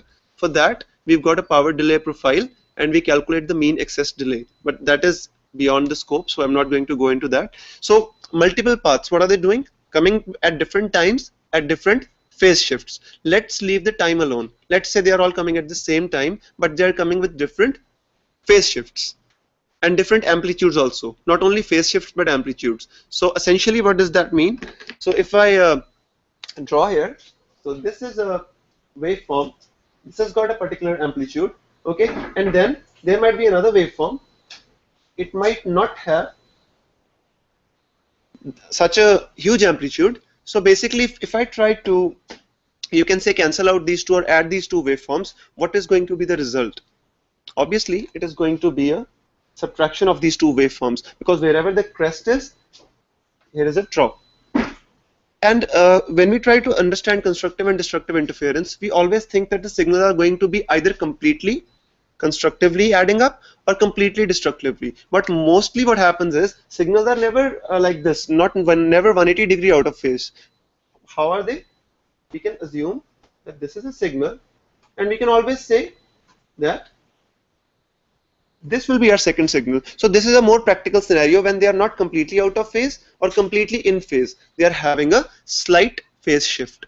This type of thing is basically doing the constructive or destructive interference. And why is constructive and destructive interference happening? Because many signal copies keep coming at the receiver, and receiver has to sort them all out, right? So multiple paths of the same signal Multipath fading occurs due to constructive and destructive interference of the transmitted waves. The same signal arrives at different times and or angles. So I told you to leave the time alone because that is for you can say a different slide. For right now, I'm just saying they're coming at different phase shifts, right? So these multiple paths of the same signal are known as multipath. So basically, what is a multipath? It is the same signal which is coming from different angles at different times. It is not that if two signals, different signals transmitted by the same antenna come to the receiver and we will call them multipaths. No, because they are not same and they are not going to interact with one another in the same way if the same copy of the signal comes. So we only consider multipath if the signal being received is the same. Okay. Constructive and destructive interference. I've tried to show both these phenomena here. As I've shown here, it is like when we are having two waves in the same phase, they get added up, which I denote here by constructive interference, adding of waves in phase. And destructive interference, as you can see, when they completely cancel each other out, they get, you can say, zero amplitude. So let's go back to a single slide I showed you. It's very interesting to see. As you can see here, the signal is going down to minus 30 dB. The power is falling down to minus 30 dB. But it's also very interesting to note that the power is also increasing. Sometimes the power is also getting amplified. And that when the power gets amplified, that is basically due to the adding up of the signals when constructive interference happens. So basically, whenever you get a peak that is, you can say, on the positive side, you have to assume that at this point or this time, as on the x-axis we are having a distance or time, so at this distance or this time we were having a constructive interference of all the multipaths, and when the signal falls down to a negative value, then we have to say that there was a destructive interference of all the multipaths, right? Okay, so yes, so here I show individual waves after each phenomena. Okay, you can see the diagram first. Let us just try to analyze this diagram. Again, it is a single mobile tower trying to transmit in all the directions. This one gets reflected, this one gets diffracted, and another one again gets reflected. I haven't shown the scattered, you can say here. So now, and another, the blue one is the direct wave. It is basically there is no obstruction between the tower and the mobile, so you are getting a line of sight as well. So here I show all the paths. Direct wave is this. As you can see, it appears to be the best of the all, best of the lot. The reason being, it is not getting degraded by anything, not by any phenomena. It is going directly from the antenna to the receiver. Right? This is a reflected wave. As you can see, it appears to be the same. Approximately, if you have a look at both of them, they both appear to be the same, but this is having a low amplitude and they are out of phase. The reflected wave is out of phase with the direct wave. The diffracted wave, you can say, also appears to be the same, again out of phase, and when you add all of them up, this was the signal that we were trying to transmit, and this is what we received. So you can say it is approximately equal, but it is not exactly equal to the signal that we wanted. So basically in wireless communication we have to anticipate. Anticipate means you are already trying to figure out what is going to happen when you transmit the signal. And how do you anticipate? For example, you are supposed to be traveling on a road which you've never been on. How do you know whether the road is really good or it is really bad? You have to generalize. You have to generalize and you have to model so that even before you go, you can analyze the system. That analysis in itself is a very, you can say, a productive branch of wireless communications in today's date. Reason being, most of the research in wireless communication, if you talk about peer-to-peer or even you talk about broadcasting, is going on in the area of wireless fading channels. Okay. Now that we know what multipath is, let us see a few examples how multipath fading affects different wireless communication modules. Firstly, mobile. I think you are all very aware what happens when you are having fading in your mobile phone. You are trying to speak to somebody, the voice comes and it gets cut off, it again comes back, it again gets cut off. Sometimes you are able to talk in a normal way, but sometimes it does happen that the voice goes, it comes back again, cuts off, and so on. That when that is happening, you should assume that the small scale fading is in action. Basically, multiple paths are coming and destructively coming to your basically mobile phone, and the received signal strength is falling. So if you try to measure the received signal strength there, you will see that at that point the received signal strength is pretty low. That is the reason your voice gets cut off. But why does it come back? Why doesn't it simply just the call just cut off? Sometimes it does happen, right? Sometimes you are saying you are trying to talk on a phone, the voice goes and it comes back. But sometimes it also happens that you're trying to talk on the phone and the voice goes and never comes back. So these are two different scenarios. When the voice never comes back, that is known as a deep fade. Deep fade means the channel has gone into a really degraded state and it is not coming back. That means all the waves coming by reflection, diffraction, and scattering and so on, they are all getting destructively combined and giving you a very, very low power. So when the wireless signal doesn't come back up, the call gets disconnected. But okay, in some cases it might get amplified as well. They might combine constructively and they might give you a signal back. So it depends if you are in a deep fade or in a shallow fade. Okay, so this is about a mobile. Let us talk about GPS. Today when I was coming here, I was driving and I was trying to find the address of this place. What happened was my GPS dot kept showing me I'm off the road. I was wondering why this happens. You see, because it was saying that I'm off the road, but I'm traveling on the road because I'm there myself and I can see what's happening. So GPS dot keeps telling me I'm going in the wrong direction or I'm off the road. Why does this happen? Very interesting phenomena. This is again due to multipath fading. That means GPS is not directly interacting with your mobile. It is transmitting waves in all directions and those waves are coming back with different phase angles at different times and they get added up to give you information, and that information sometimes might be constructive and sometimes it might be destructive. And when it becomes more destructive, then your dot on the GPS, it starts showing you a bigger circle around it on your mobile. I think you all have used the GPS. The dot shows a circle around it and that circle means how accurate is the information that the dot is providing to you. So if the circle becomes bigger and bigger, that means the GPS is itself trying to tell you that the signal quality is not good and the error can be large. That is the tolerance of GPS. And this is a stationary case when you are sitting in a single place. This is the case I was talking to you about when you are actually moving in a car. Because while we are stationary, I don't think many of us require GPS. Because GPS, where do we use it? When we are going from one place to another, when we are moving only, then we require GPS. So this is the case where this small scale fading or multipath fading comes into action.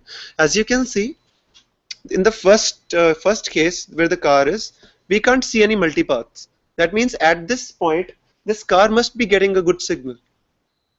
This might be showing a good signal, but as soon as it goes into a populated area and there are built up you can say high buildings and trees there the multipaths start to arrive because the number of reflections, diffractions and scattering, they increase. So at this point you are most likely to experience the movement of your dot, which is showing you are on road or off road or so on. Sometimes even the dot tries to rotate and it shows you are on a different road altogether, and then you are worried that you are going in the wrong direction, but after a little bit of a time it realigns itself automatically. That is when it comes out of the fade. Okay, so this is about GPS.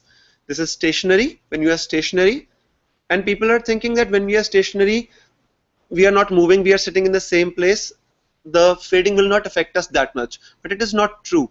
Even when sometimes you are standing right in front of the mobile tower, just in front of the mobile tower, you can still experience a lot of small scale fading. What is the reason for that?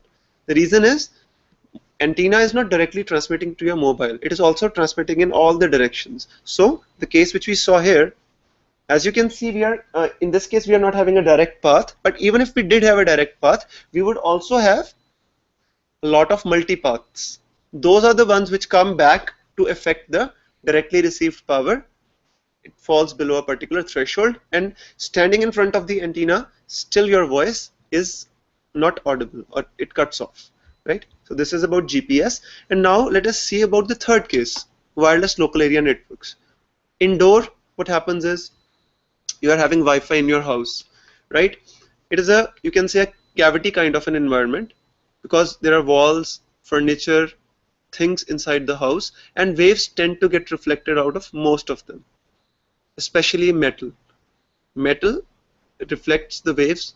It has a very high reflection index. Metal does reflect the waves to a very high degree, right? So what happens, you are using a laptop, you are sitting somewhere, and it happens to me a lot of times that sometimes I'm sitting in my room and the wireless signal on my laptop or my cell phone is really strong, right? And sitting in the same place the very next day or in the very next hour, it says I'm receiving a very weak signal.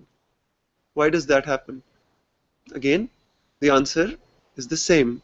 Multipaths. As you can see here, this is like a little, this is, I think, more indicative of what is happening. This is like a real life scenario. So what we people assume that the two devices are just getting connected directly. But this doesn't happen. Even if the Wi-Fi router is in a different room, you are still receiving the signals. That doesn't mean the signals are coming out of the door, right? Somehow they are getting to you, but we never think how the signals are getting to us. The router is in a different room, we are getting good signal, we are satisfied, right? But we never think how are we getting this good signal. They penetrate through the walls, they get reflected, diffracted, and somehow they make it to your device.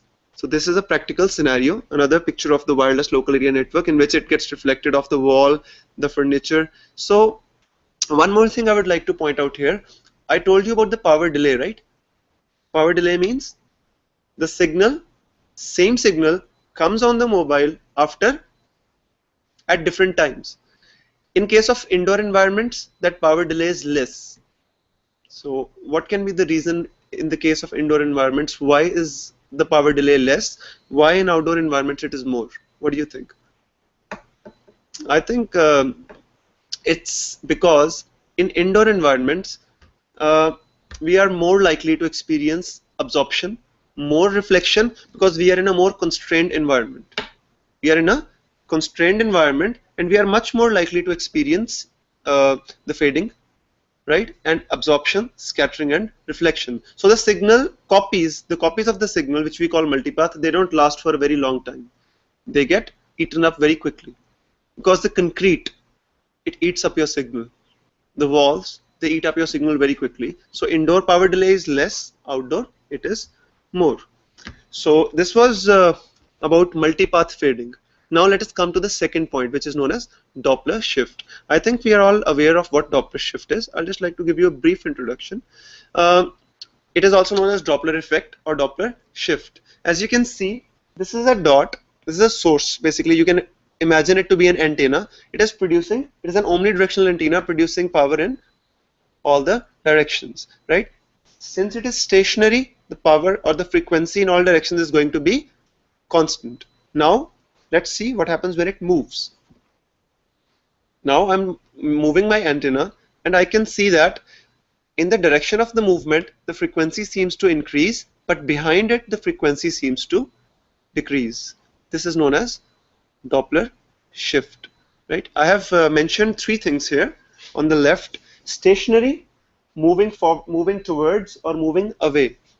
When we are stationary, you can see there is no Doppler shift. When we are moving towards the source, frequency is increasing, so it is said to be a positive shift. When we are moving away, it is said to be a negative shift. FC is our carrier frequency. It is the normal frequency of our signal of the antenna, and FB is the one which we are more concerned about. It is known as the Doppler frequency. So an interesting fact, you can tell whether a star is moving towards you or it is going away from you just by looking at the color of the light that is coming from the star. So I have shown a spectrum here at the bottom. You can see if a star is moving towards you, you are going to see kind of a bluish violet color.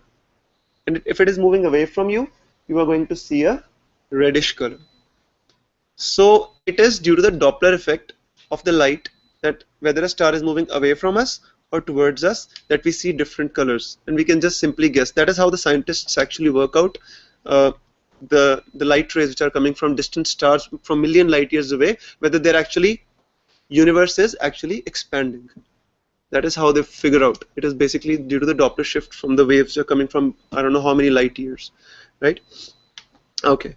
So in addition to the channel change with small distance, I just discussed with you what is small scale fading, that the channel gets changed at the order of the wavelength. So if we are talking about 900 megahertz, what is the order of wavelength? 0.3 meters, and every 0.3 meters you move, the channel is going to change. So that is one effect, right? You are moving and the channel is changing. Now I'm talking about a second effect, that when you are moving towards the source, you are getting a positive shift, and you are moving away from the source, you are getting a negative shift. So while you are moving in a vehicle, that is the time when you are the most likely to experience a degradation in signal. And I think we all do notice the same things, that when we are sitting at home, okay, maybe a couple of times the signal might go, but the most problems we face in mobile communication are when we are going in a train, in a car, or in a bus. Reason being, we are actually moving. So there are many things which are actually acting on us at that point, which I'm going to show you. So second one of them is Doppler shift. The first is that channel is going to change after a time or after a distance. Second effect is there's going to be a positive or negative shift on the channel, right? And can you imagine at high speeds how prominent this effect becomes? Because you are very, very quickly moving, right? 1.3 meters, how much time will it take when you're moving at a very high speed? Not much time, right? And then again, you're having a very high Doppler shift as well. So it leads to a very severe problem for the wireless engineer. Okay. Now we talk about the third one, echoes.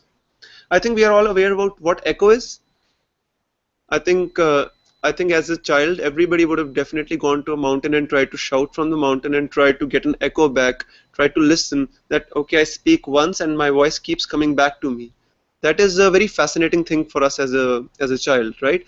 Even in today's date, this phenomena is very important, right? Because it refers to the same thing which I was talking to you about earlier. As I said, I transmit one signal, right? But it comes back to you at different times, or it reaches the receiver at different times. Isn't that kind of an echo only?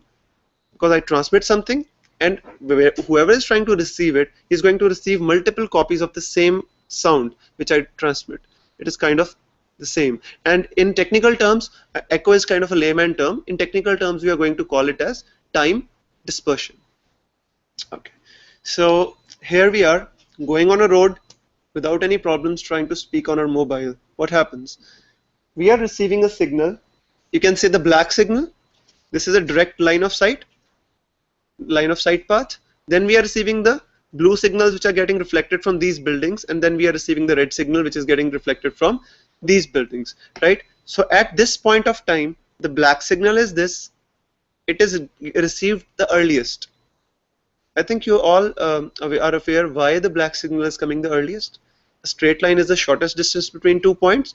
So since we are having a line of sight path, the black one will reach the fastest. So that is why on the graph I pointed out that the black signal reaches the quickest. Then the red signal, I think these buildings are closer to the antenna, I guess. So the reflections, they happen, but the signal reaches after the black signal, but it reaches before the blue signal. So this is the red one, and then the blue one. Now what happens when the car moves in time? Car is also moving. Let's see what happens.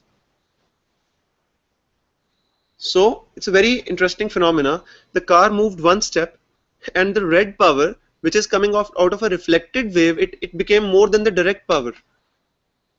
That was a constructive interference. So actually the red power became greater than the line of sight path. If theoretically I talk to you about it, it seems very unnatural that how can a direct path or a reflected path surpass a direct path. But in this case you can see, and the blue is even falling down more, right? And it still moves.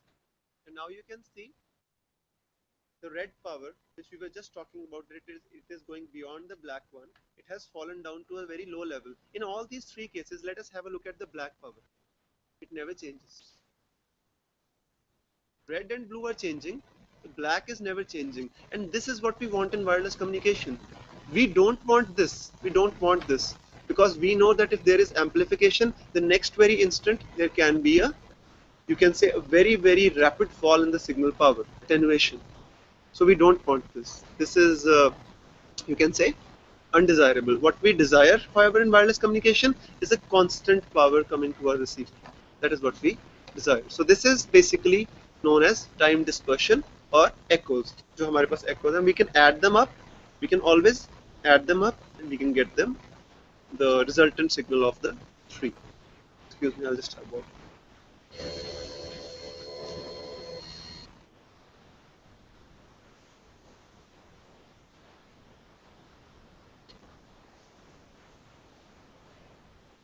Okay.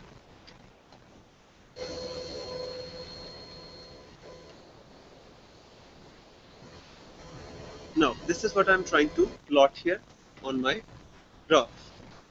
You can see the first time the signal reaches our mobile, that is the time when we start plotting this graph.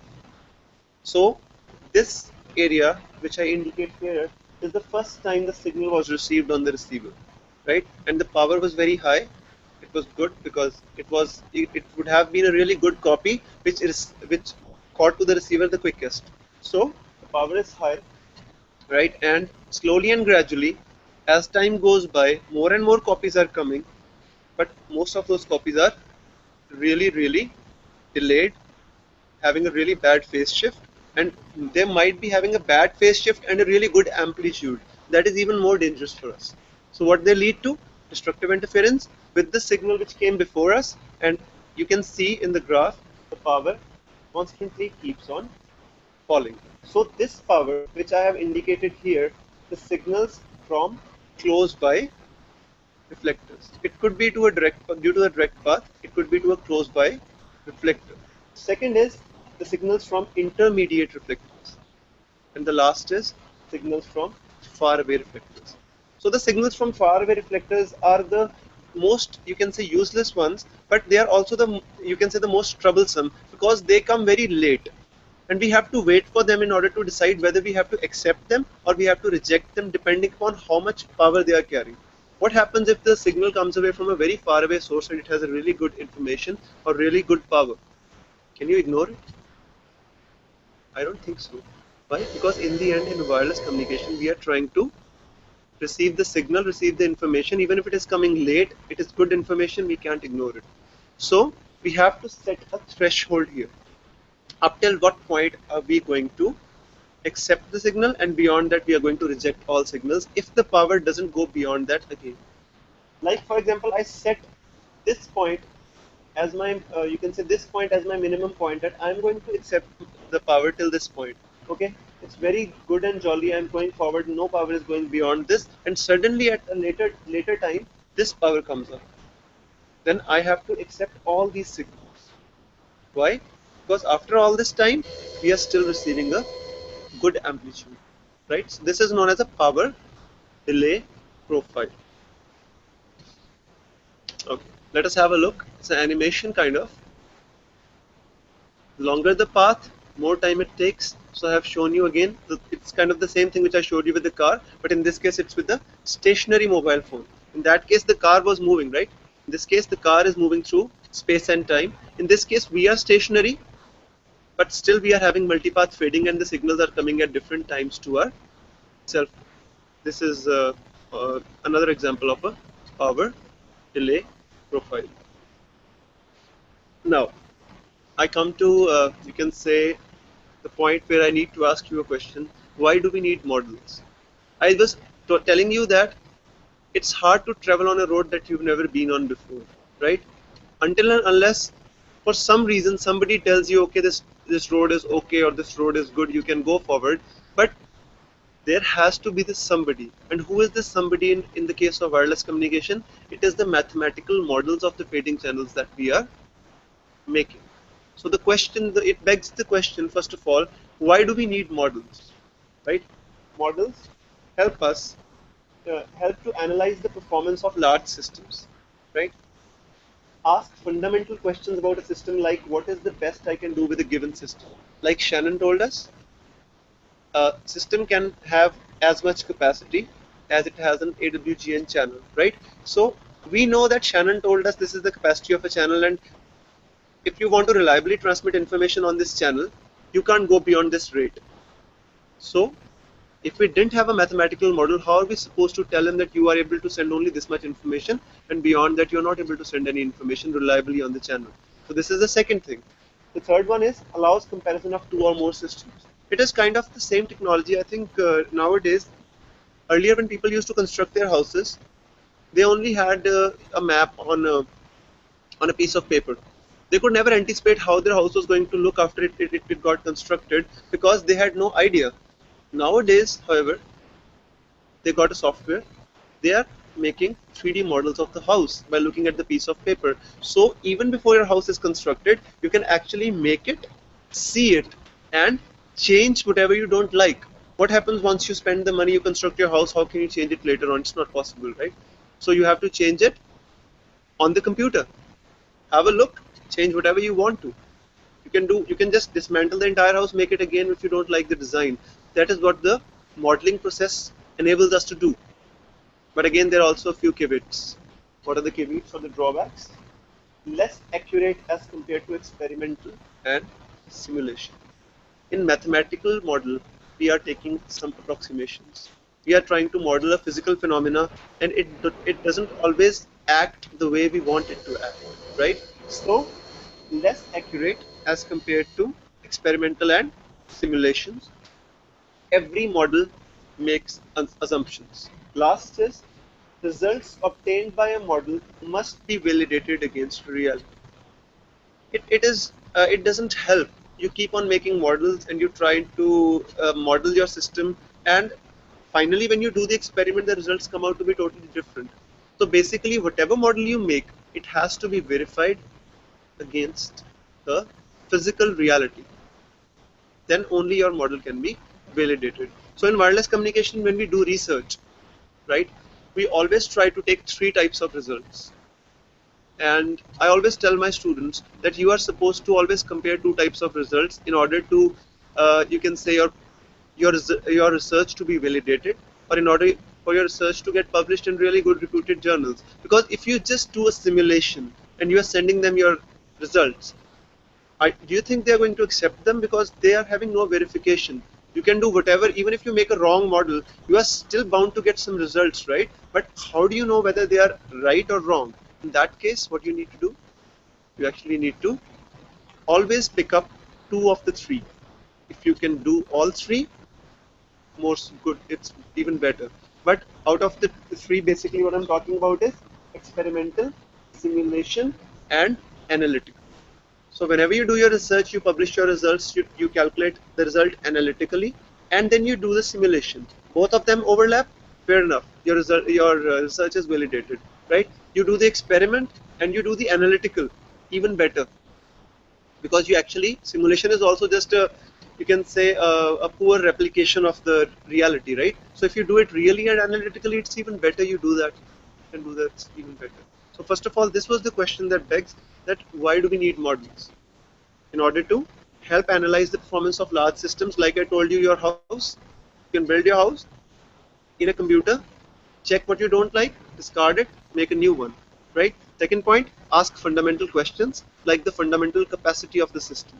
You are making a wireless system and you don't know how much data you can transmit. It doesn't work out like that. And last is, it allows you to compare two or more systems. Okay. Now, these are some of the classical distributions that are well known in literature, which we are using to model the fading channels. Okay, Rayleigh distribution, Rayleigh distribution, also known as Nakagami N fading. Okay. Then there is Nakagami M fading and Suzuki fading. These are the ones which traditionally, Suzuki fading, we can say it's like a small scale fading because it is a combination of fading and log normal shadowing. But these are the ones which traditionally have been used extensively in order to model the fading channels, right? Let us see some of the distributions which are not that common and which were only recently developed in order to model the fading channels. I have listed them here. I'll start here. Neta mu fading, kappa mu fading, okay, alpha mu. It is also known as the generalized gamma fading, okay. Then the Weibull fading is okay. It's a little old, but it is, as compared to Rayleigh-Ration and Nakagami fading, it is relatively still new. generalized Rayssian fading. Okay, normal Rayssian fading we have all heard about. Normal Rayssian fading is only valid, you can say, for certain conditions. Now, a new model has been introduced. It is called the generalized Rayssian fading. It is based upon non-central chi-square distribution, and it is much more general as compared to the traditional Rayssian fading. And traditional Rayssian fading is a part of it. That is the reason it is called generalized Rayssian fading. And then generalized K fading. And the last and the most important of them, which I would like to discuss today, is two-wave with diffuse power fading. This is like one of the most recent fading channels that has come up. It was proposed by Rappaport. I think Rappaport, we all know, we read the book of Rappaport in our bachelor's and master's. So he was the one who actually proposed this channel along with Durgin and some other scientists. So this one is the one which is like recently most of the research is going on in the field of TWDP, and also the top three which I have mentioned. These are also very commonly being used in today's world. Let us see first of all the basic one, Rayleigh fading. I think this is like the most common distribution. Whenever whenever we discuss wireless fading or small scale fading, the first name pops up is Rayleigh fading, because it is very good model to model non-line of sight fading scenarios, right? So I have shown its PDF, and I have plotted its PDF as well for different values of sigma. Sigma is the scale parameter, right? So basically Rayleigh fading looks somewhat like this. Basically, this is our transmitter and this is our receiver. You are having diffuse components, but you are having no specular component. See, diffuse component means the power which is coming of reflected, scattered and diffracted waves. Specular power means which is coming directly as a line of sight power. So we are always going to refer them as diffuse power and specular power. So in this case, only diffuse components are coming, and Rayleigh fading is the best model to be used in these circumstances.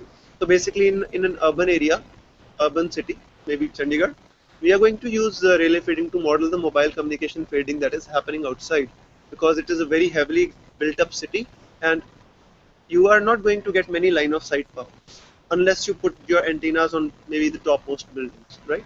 So this is Rayleigh fading, and I showed you this graph before as well when we discussed small scale fading, and this is basically Rayleigh fading, and you can see the severity of this fading. The severity of this fading is the signal abruptly goes up to such high power and abruptly falls down to very low power. Basically, what is the severity?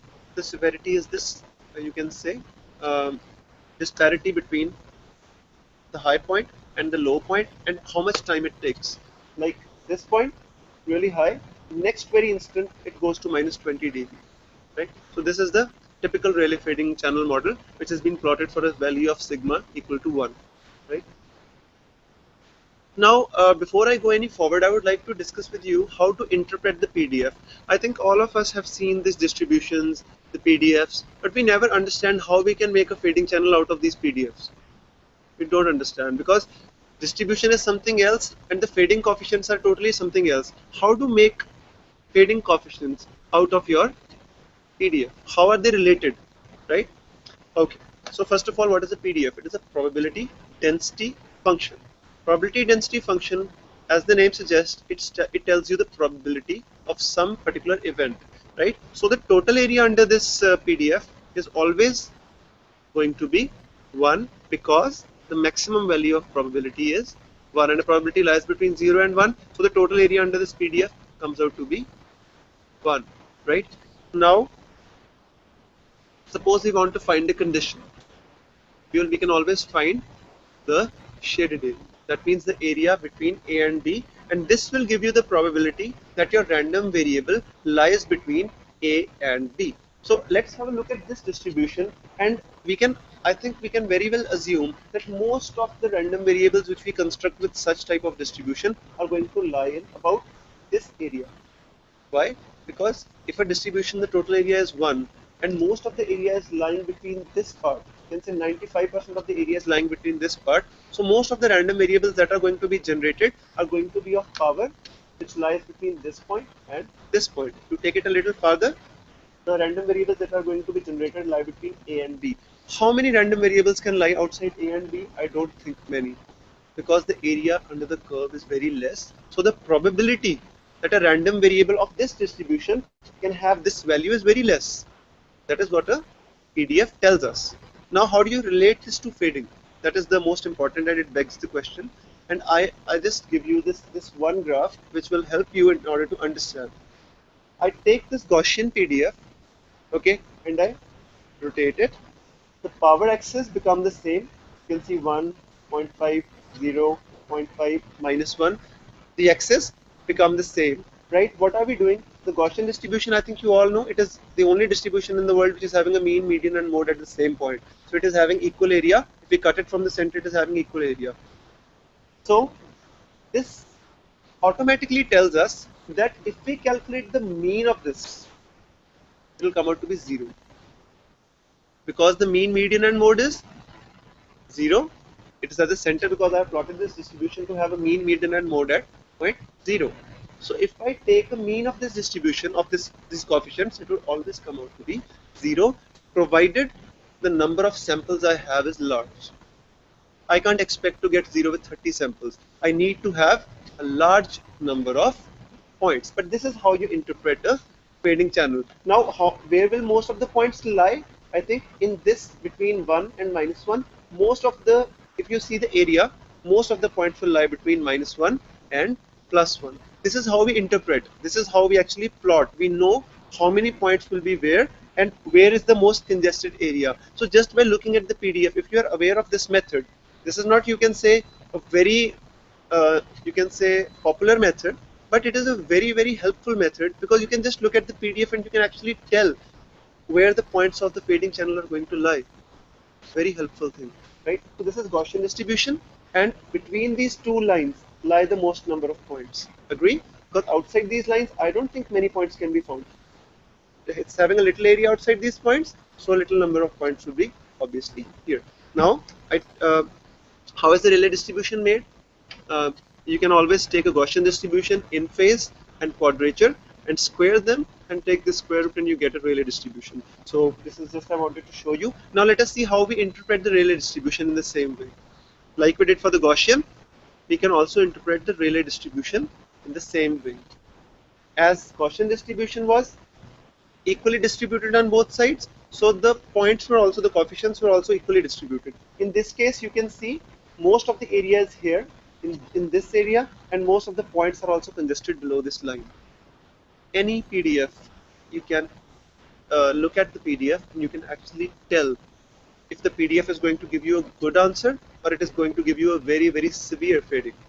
Just by looking at the PDF, just by looking at the position, because it is the power on the y-axis, right? What happens if we take this graph and we take it upwards, the entire graph? That means the starting power goes to 2, right? That means the starting power goes to 2. That means the severity is automatically reduced because we are taking the power upwards, right? So we are taking the power upwards. So any PDF you can manipulate in this way. You are trying to understand in this way. Second, now I would also like to talk to you about the drawback of Rayleigh model. And you would say that if Rayleigh model is so good, why don't we always just use it for all the scenarios?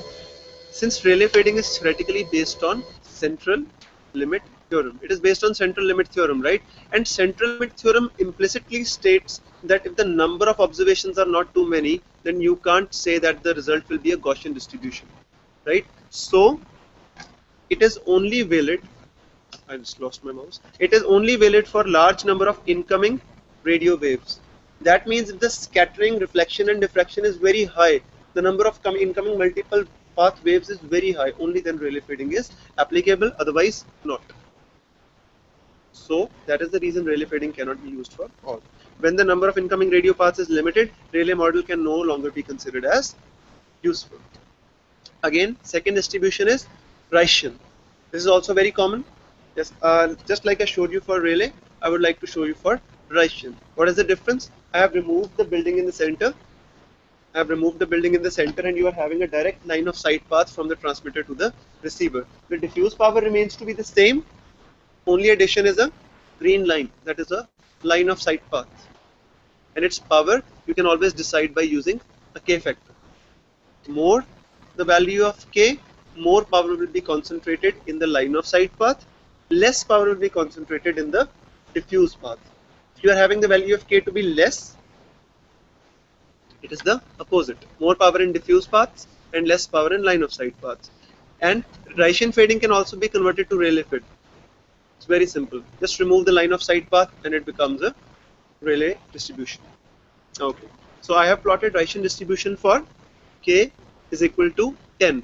Whether you take it 10 dB or 10, it's the same. So let me see the Rayleigh fading once again. Let's go back and see the diversity in Rayleigh fading. Look, it was going from minus 30 up till 10, right? What I did was I improved the power in my line of sight. In k is equal to 10, I gave a lot of power to my line of sight path, and the result came out to be this. The power got concentrated. The deep fades became much less. You see any power going beyond minus 10 or minus 15? I don't think so.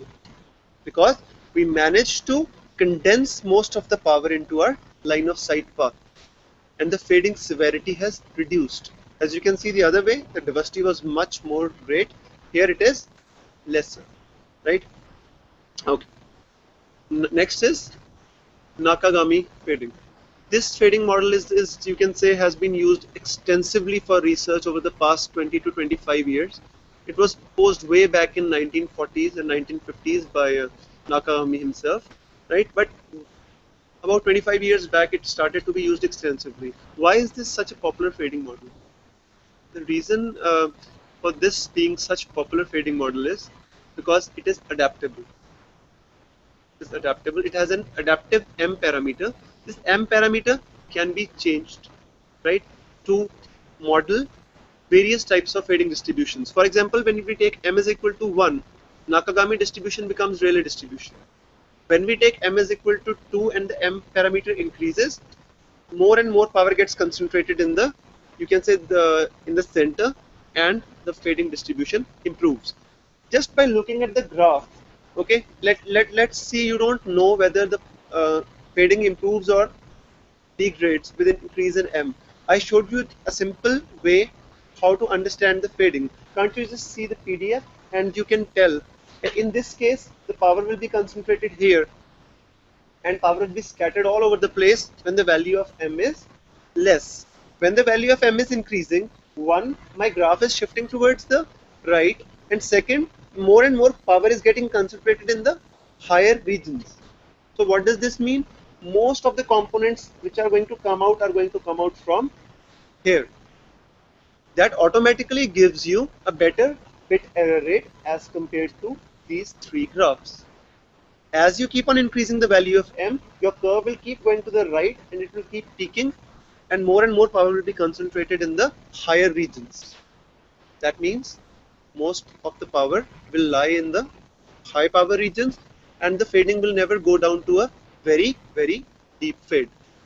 So that is how we interpret a PDF. I have plotted Nakagami fading for M is equal to 1, which is equivalent to Rayleigh fading, and M is equal to 10. You notice a difference? The red is just concentrated at the center.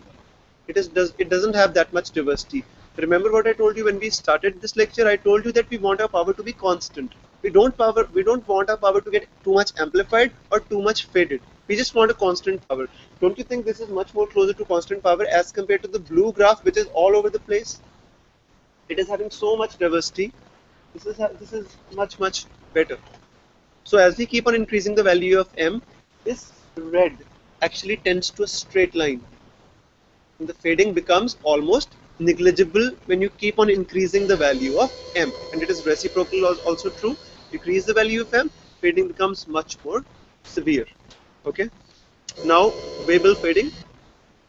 Okay, Weibull fading is, I told you, this is not as popular as Nakagami, Rayleigh and Rayleigh, but it is also, you can say, a relatively much used model.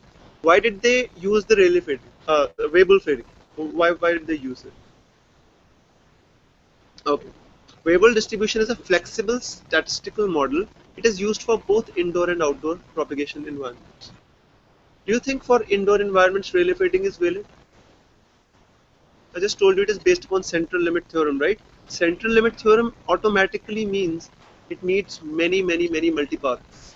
Indoor, absorption is so much, you will not have that many multipaths. So indoor, it is very hard to use Rayleigh fading, or it is very hard to justify using the Rayleigh fading model. So for that case, we look to different models like Weibull fading. This is the PDF of the Weibull fading. As you, I think, again, the PDF just justifies itself. You already know by looking at the PDF which will give you a better result and which will give you a bad result. Exponential distribution, when beta is equal to 1, the Weibull fading becomes exponentially distributed. And in exponential, where is most of the power concentrated? Close to 0. Right? So there will be so many negative slopes here because much power will be going in the negative direction. And when beta becomes 5, it just concentrates around 1, and most of the power gets concentrated around 1. So just by looking at the PDF, I think you can interpret now how a fading channel is going to behave. Right? Next is alpha mu. This was a very interesting case when this fading channel got proposed. It was proposed by Jacob, Mexican scientist.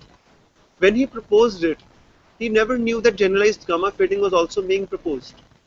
These both are having the same name, but both are being proposed by different people. Generalized gamma distribution was never proposed as a fading channel. It was just proposed simply as a distribution. It as a fading channel, right? But later on, it did not become much popular because both of them, they are based upon the same distribution, which is known as the Stacey distribution. So it did not become much popular because generalized gamma distribution is much more popular as compared to alpha mu fading. But whenever you read these names, consider them to be interchangeably usable. This is the PDF of alpha mu, okay, K mu. This was also proposed by Jacob, okay.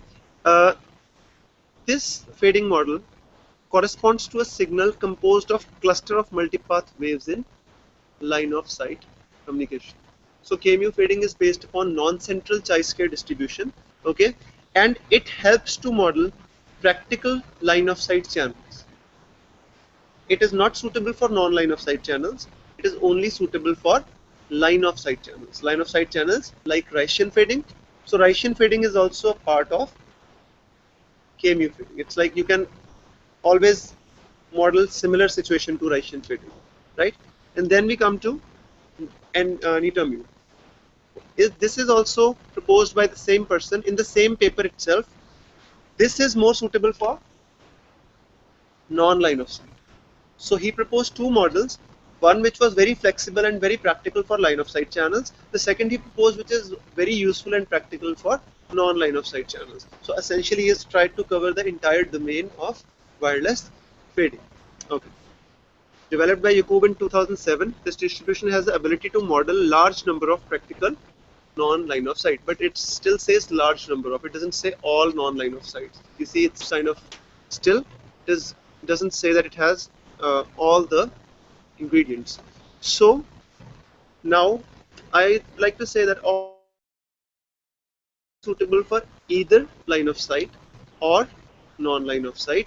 None of the models I have discussed with you, I have been able to say that okay, this is ideally suited for line of sight and non-line of sight channels. Even the Nakagami distribution, which some people used to say that it can be used as a Rayleigh fading channel also. So it becomes line of sight and non-line of sight both. But later on it was derived by Norman C. Bilyeu, a scientist, that the tail of the Nakagami distribution, it doesn't lend itself to good analysis for line of sight channels. So line of sight channels, Nakagami fading cannot be accurately used. So none of these fading models except Rayleigh fading is suitable for modeling both line of sight and non-line of sight. Only Rayleigh fading is one which is the most flexible of them. Recently, a new fading model called TWDP fading was proposed by Turgin and Rappaport. They proposed a new fading model called TWDP. It is much more flexible and it is ideally suited for modeling both LOS and non-line of sight. Till date, if you ask me, TWDP fading is really practically useful in real conditions. As I told you, sitting in a room making models, it doesn't help because when you take them out to the real life, they are not They don't match up with the results. But TWDP fading is one which has really been able to match up with whatever it promised. And let us see what it promised. TWDP fading stands for two wave with diffuse power. It is different from Ricin fading in only one aspect, that it is able to model two line of sight paths. Ricin fading only was able to model a single line of sight path. Everything else is the same, the diffuse power is again the same.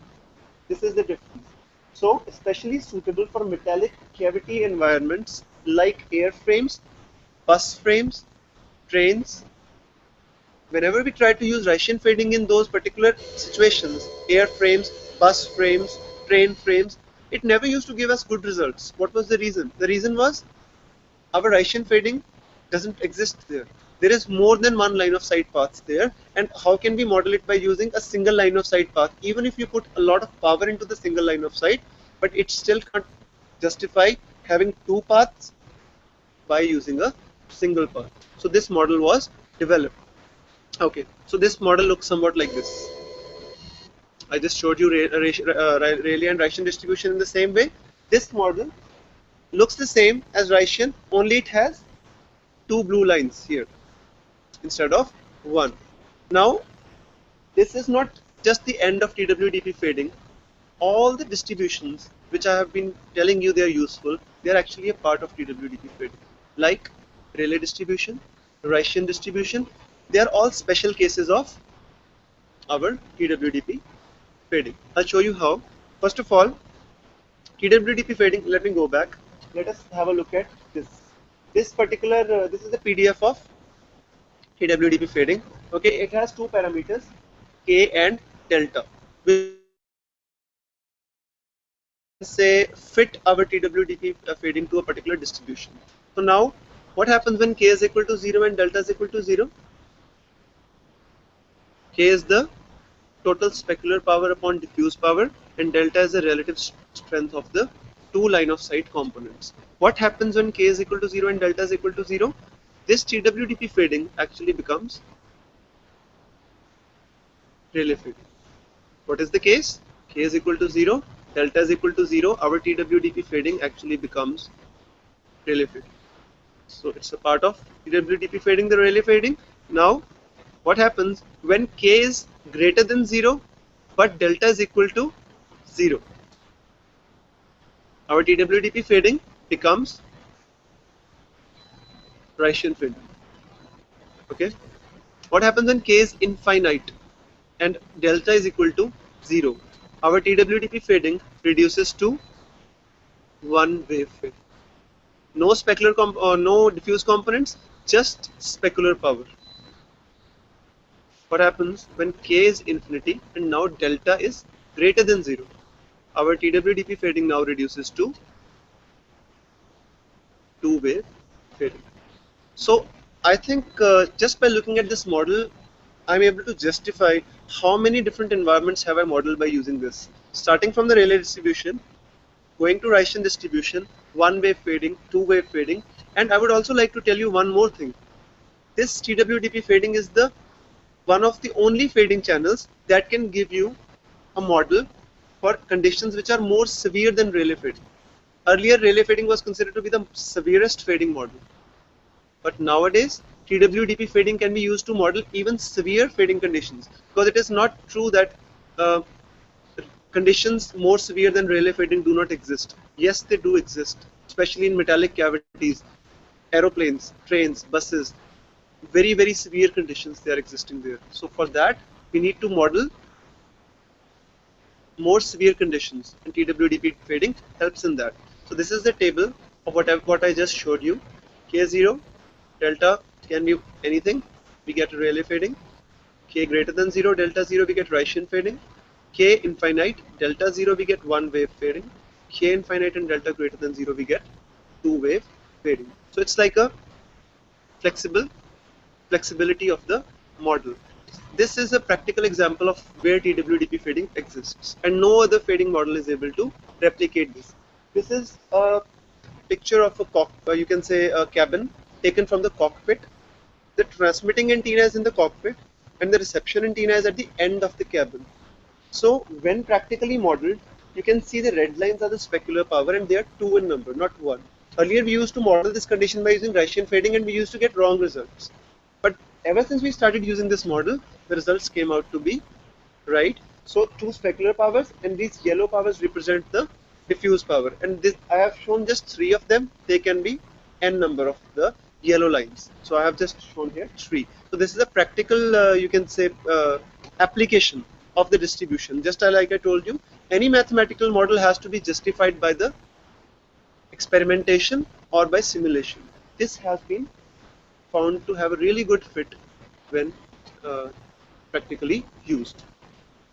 Another example, this work was done by Mr. Richard Patrick Ketchum in his dissertation.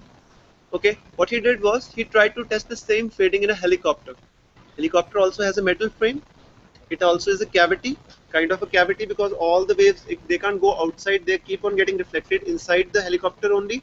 So what he did was he tested these positions A, B, C, D, E, and F. He placed the transmitting antennas here, and he placed the receiving antennas at these different spots, and he tried to test whether TWDP fading holds or not. And it was found that TWDP fading held well for this scenario. When the transmitter was here and the receiver was here, and this is the antenna location. This picture I have taken from his dissertation, from his thesis. He calls TWDP fading as hyper Rayleigh fading.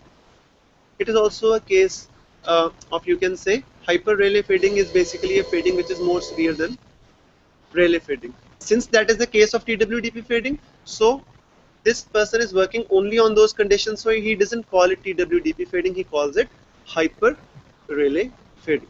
So this, you can say, the practical application of TWDP fading, and a lot of work. Approximately, I think 40 to 45 research papers have already been published in the field of TWDP fading in really good journals, but still there is a lot of scope to do research in this area. So if you have a look, you can always find out on the really good sites. IEEE, you will find lots of TWDP papers being published in the past, you can say, 3 or 4 years. Okay, so this is the PDF of TWDP fading. Okay, I have shown it for different values.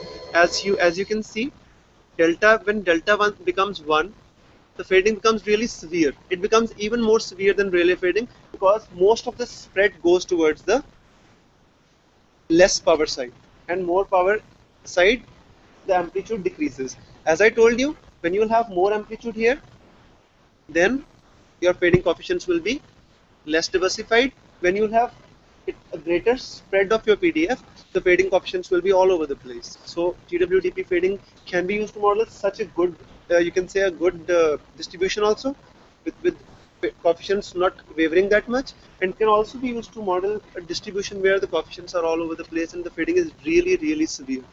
Okay. Now I'd like to discuss in my final slide. I would like to discuss with you the recent trends in today's date. Where are we moving towards in fading channels? Where is the research moving towards? First is fading plus shadowing. As I started my lecture, I talked about Suzuki fading. Suzuki fading is a fading channel, you can say very old, in which they actually take a fading plus shadowing. Remember, we discussed about large scale fading, small scale fading, and medium scale fading. Medium scale fading was shadowing. So we told that we are going to ignore the medium scale fading. We are just going to stick with the small scale fading. In today's date, people are saying that no, we should not ignore the shadowing also. We should take shadowing into consideration. Now they are proposing composite models, in which you take some fading distribution along with the shadowing distribution. That is known as a composite fading model. Okay, that is one area of research which is really hot. Recently, a very important fading channel, a new fading channel was proposed called JFTS. It is called JFTS. So it is like a joint fading and shadowing model. So it was proposed in a thesis in 2015. You can have a look if you want to. Second area of research which is really hot these days is cascaded fading channel. Earlier, what we used to experience, we used to assume all the scatterers to be homogeneous, to be in the same type of state. Although they might be having the same distribution, but it is not necessary that the state is also same. So M fading channels, they actually cascade the fading channels and they model each scatter individually. Example, I give you a paper by Kingiakis, N Nakagami fading. He proposed in this. He actually proposes that there are n number of Nakagami fading channels in a single peer-to-peer communication link. That means he models each scatter individually. This is another topic in which you can think about. I think you must have seen the papers doubly selective relay fading, double relay fading, triple relay fading. Now they are moving towards N relay fading, N Nakagami fading, and so on. The third one is massive MIMO. This was done by, we are very privileged that this particular concept was started in IISc Bangalore in India. Most of the technologies which are in wireless communication, they never originated in India, although wireless communication itself originated in India. Although we always give credit to Marconi, but they say that Sir Bose did experiments much before Marconi, but we never get the credit. But this is one thing which we should get credit for. IISc Bangalore has done experiments on massive MIMO, and so this is a relatively new area of technology, in which in MIMO systems earlier you used to restrict your analysis to 4, 5, 6 antennas, and you never used to go beyond that. Massive MIMO lets you construct a system of 64 by 64 arrays. You can well imagine if a normal MIMO system, like 2 into 2 MIMO system by using spatial multiplexing can double your data rate. Can you imagine what a 64 by 64 array is going to do to your data rate in wireless communication? The success rate of massive MIMO is unimaginable. But again, there are still problems with massive MIMO, as you all know, the antenna placements, the distance between antennas and the correlations, but they are all being solved. So this is a very hot topic of research. Always look into it. Device to device communication. This is like, it is also known as machine to machine communication. This is also a very hot topic in these days. And if you see special issues of journals, they are actually coming out specifically working on device to device or machine to machine communication. Swift. This is actually a field which I am really interested in. Started by, you can say, Nikola Tesla back in 100 years back. You see, he was the person who said we can transfer wireless power. Wireless, you can say these electromagnetic signals coming to our mobiles, they're also power. They're very small, microwatts. What can you do with milliwatts and microwatts? So research is going on in the area to actually transfer power, real power, order of watts, wirelessly. Nikola Tesla tried to do this by using his Radcliffe tower and you can say Tesla coils, but that method was very, very leaky and you can say not very practical. But these days, microwaves are being used for Swift. That means you can target a particular device and you can actually charge it by using microwaves. That means the power is getting transmitted wirelessly. It is known as simultaneous wireless information and power transfer. This is a really good topic and really good for research as well. Lastly, femtocell networks. All the fading channels which I have discussed with you today, they are unable to still model femtocell networks completely. Although there are fading models, people have proposed fading models, but they are very, very complex to be, you can say, used for mathematical analysis. Because just making a model is not sufficient. You see, you have to make it tractable, you have to make it practical so that we can actually use it to study the conditions of that fading and actually whether it is practical or not. So very, very complex models have been proposed. So you can say femtocell networks, the channel models can be simplified. That's a very, very good area of research as well. That's all from my side. Thank you.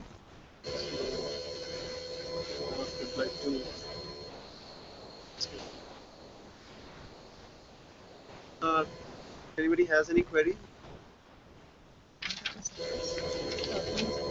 So should I ask them in English? Yeah, Okay, so C.V. Raman College of Engineering, Bhubaneswar. If you have any queries, I'd like to answer you.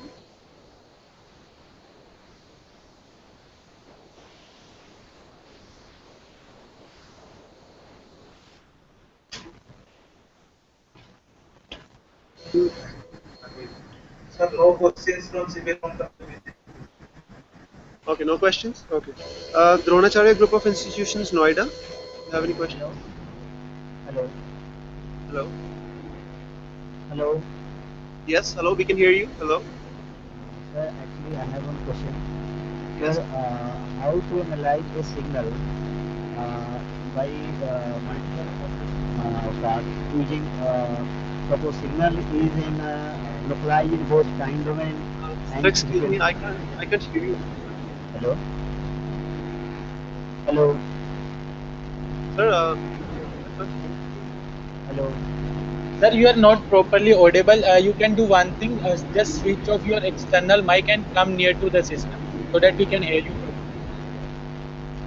Hello. Sir, just switch on this Sir, external mic and actually, my question is that, sir, suppose one signal is localized in time domain and frequency domain. So how is analyzed by using multiple access path?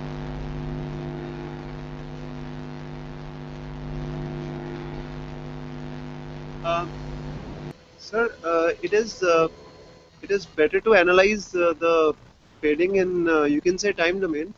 The reason being because practically the signal lies in time domain only, and the interactions which are happening, they are happening in time. But you see, you can always have an impulse response, and you can use convolution if you want. You can use convolution method in order to analyze the impulse response of a channel with respect to any signal. But I would recommend not doing or not going that way, because it makes the mathematical analysis really complicated. So it is, I would suggest it is better to use like some MGF method or a characteristic function method or a PDF method to analyze the fading channels, rather than moving on to frequency domain, unless you have a specific application there. Okay, that's all. Okay.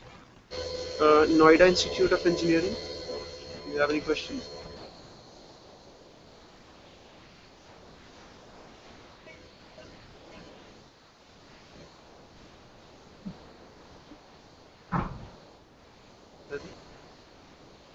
Uh, DIT University, Dehradun. Hello. Hello. Yes. Hello.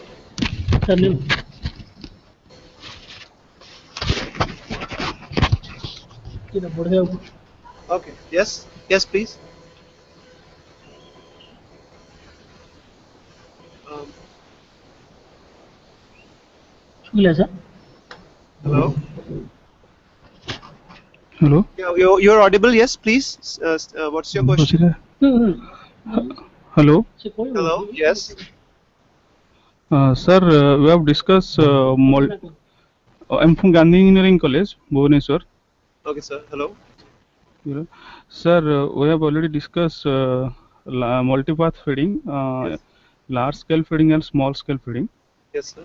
My question is, sir, in multipath feeding, you have also mentioned that in rural and urban area, and rural area feeding is less, and urban it is high. Yes. My question is, what is the, if both feedings are present, or large scale or small scale feeding, how to eliminate this, or how to eliminate this from the receiver end? Okay, sir. You have already discussed everything, but I forgotten to listen this. I haven't, sir. Actually, in this lecture, I just didn't discuss the methods, but I will tell you a couple of really good methods to do it. So, large scale fading actually we can't mitigate. You see, because large scale fading is inherently present in the system. Because if you go away from the antenna, the signal is bound to decrease. The signal strength is bound to decrease. So, large scale fading is something which we can't do really much about. That is the reason we don't consider it much in our analysis also, because that is going to be there. Small scale fading, however, is a different issue. For correcting small scale fading, we can use a couple of really good techniques. One of them is known as receive diversity, in which we can put multiple antennas on our receiver, right, and a single antenna on the transmitter, so that the signal is not only received by a single antenna, but it is received by multiple antennas. And then we can use diversity techniques in order to sort out our signals. And it has been seen that practically receive diversity gives us a really good bit error rate as compared to CISO system. CISO means single input, single output system. So one, you can use diversity, and second is you can use error control coding. There are so many error control coding techniques which are available. Like I would suggest you a couple, which are like LDPC codes, turbo codes, And there are much simpler codes as well if you want to use, but these two codes are being used in today's date in order to mitigate the harmful effects of fading. So these two things, which I think receive diversity and error control coding, are the two best methods. So the third thing is you can also alter your modulation scheme. You know, for example, if the fading is not too heavy or too degrading, you can use a higher order modulation scheme like QAM, 64 QAM, to bring your data rate up. But if you know the fading is severe, it is really severe, so what you should do is you should bring your fading order, so modulation order down. For example, you should bring it from 64 QAM to 16 QAM, or if it is still severe, you can bring it down to QPSK, so not much of your bits are lost in errors. So these three things I would suggest you. Okay, sir. Okay, sir. Thank you, sir. You're welcome. That's it. If you have any query from anywhere, anybody has any more queries? Yeah, please. Any.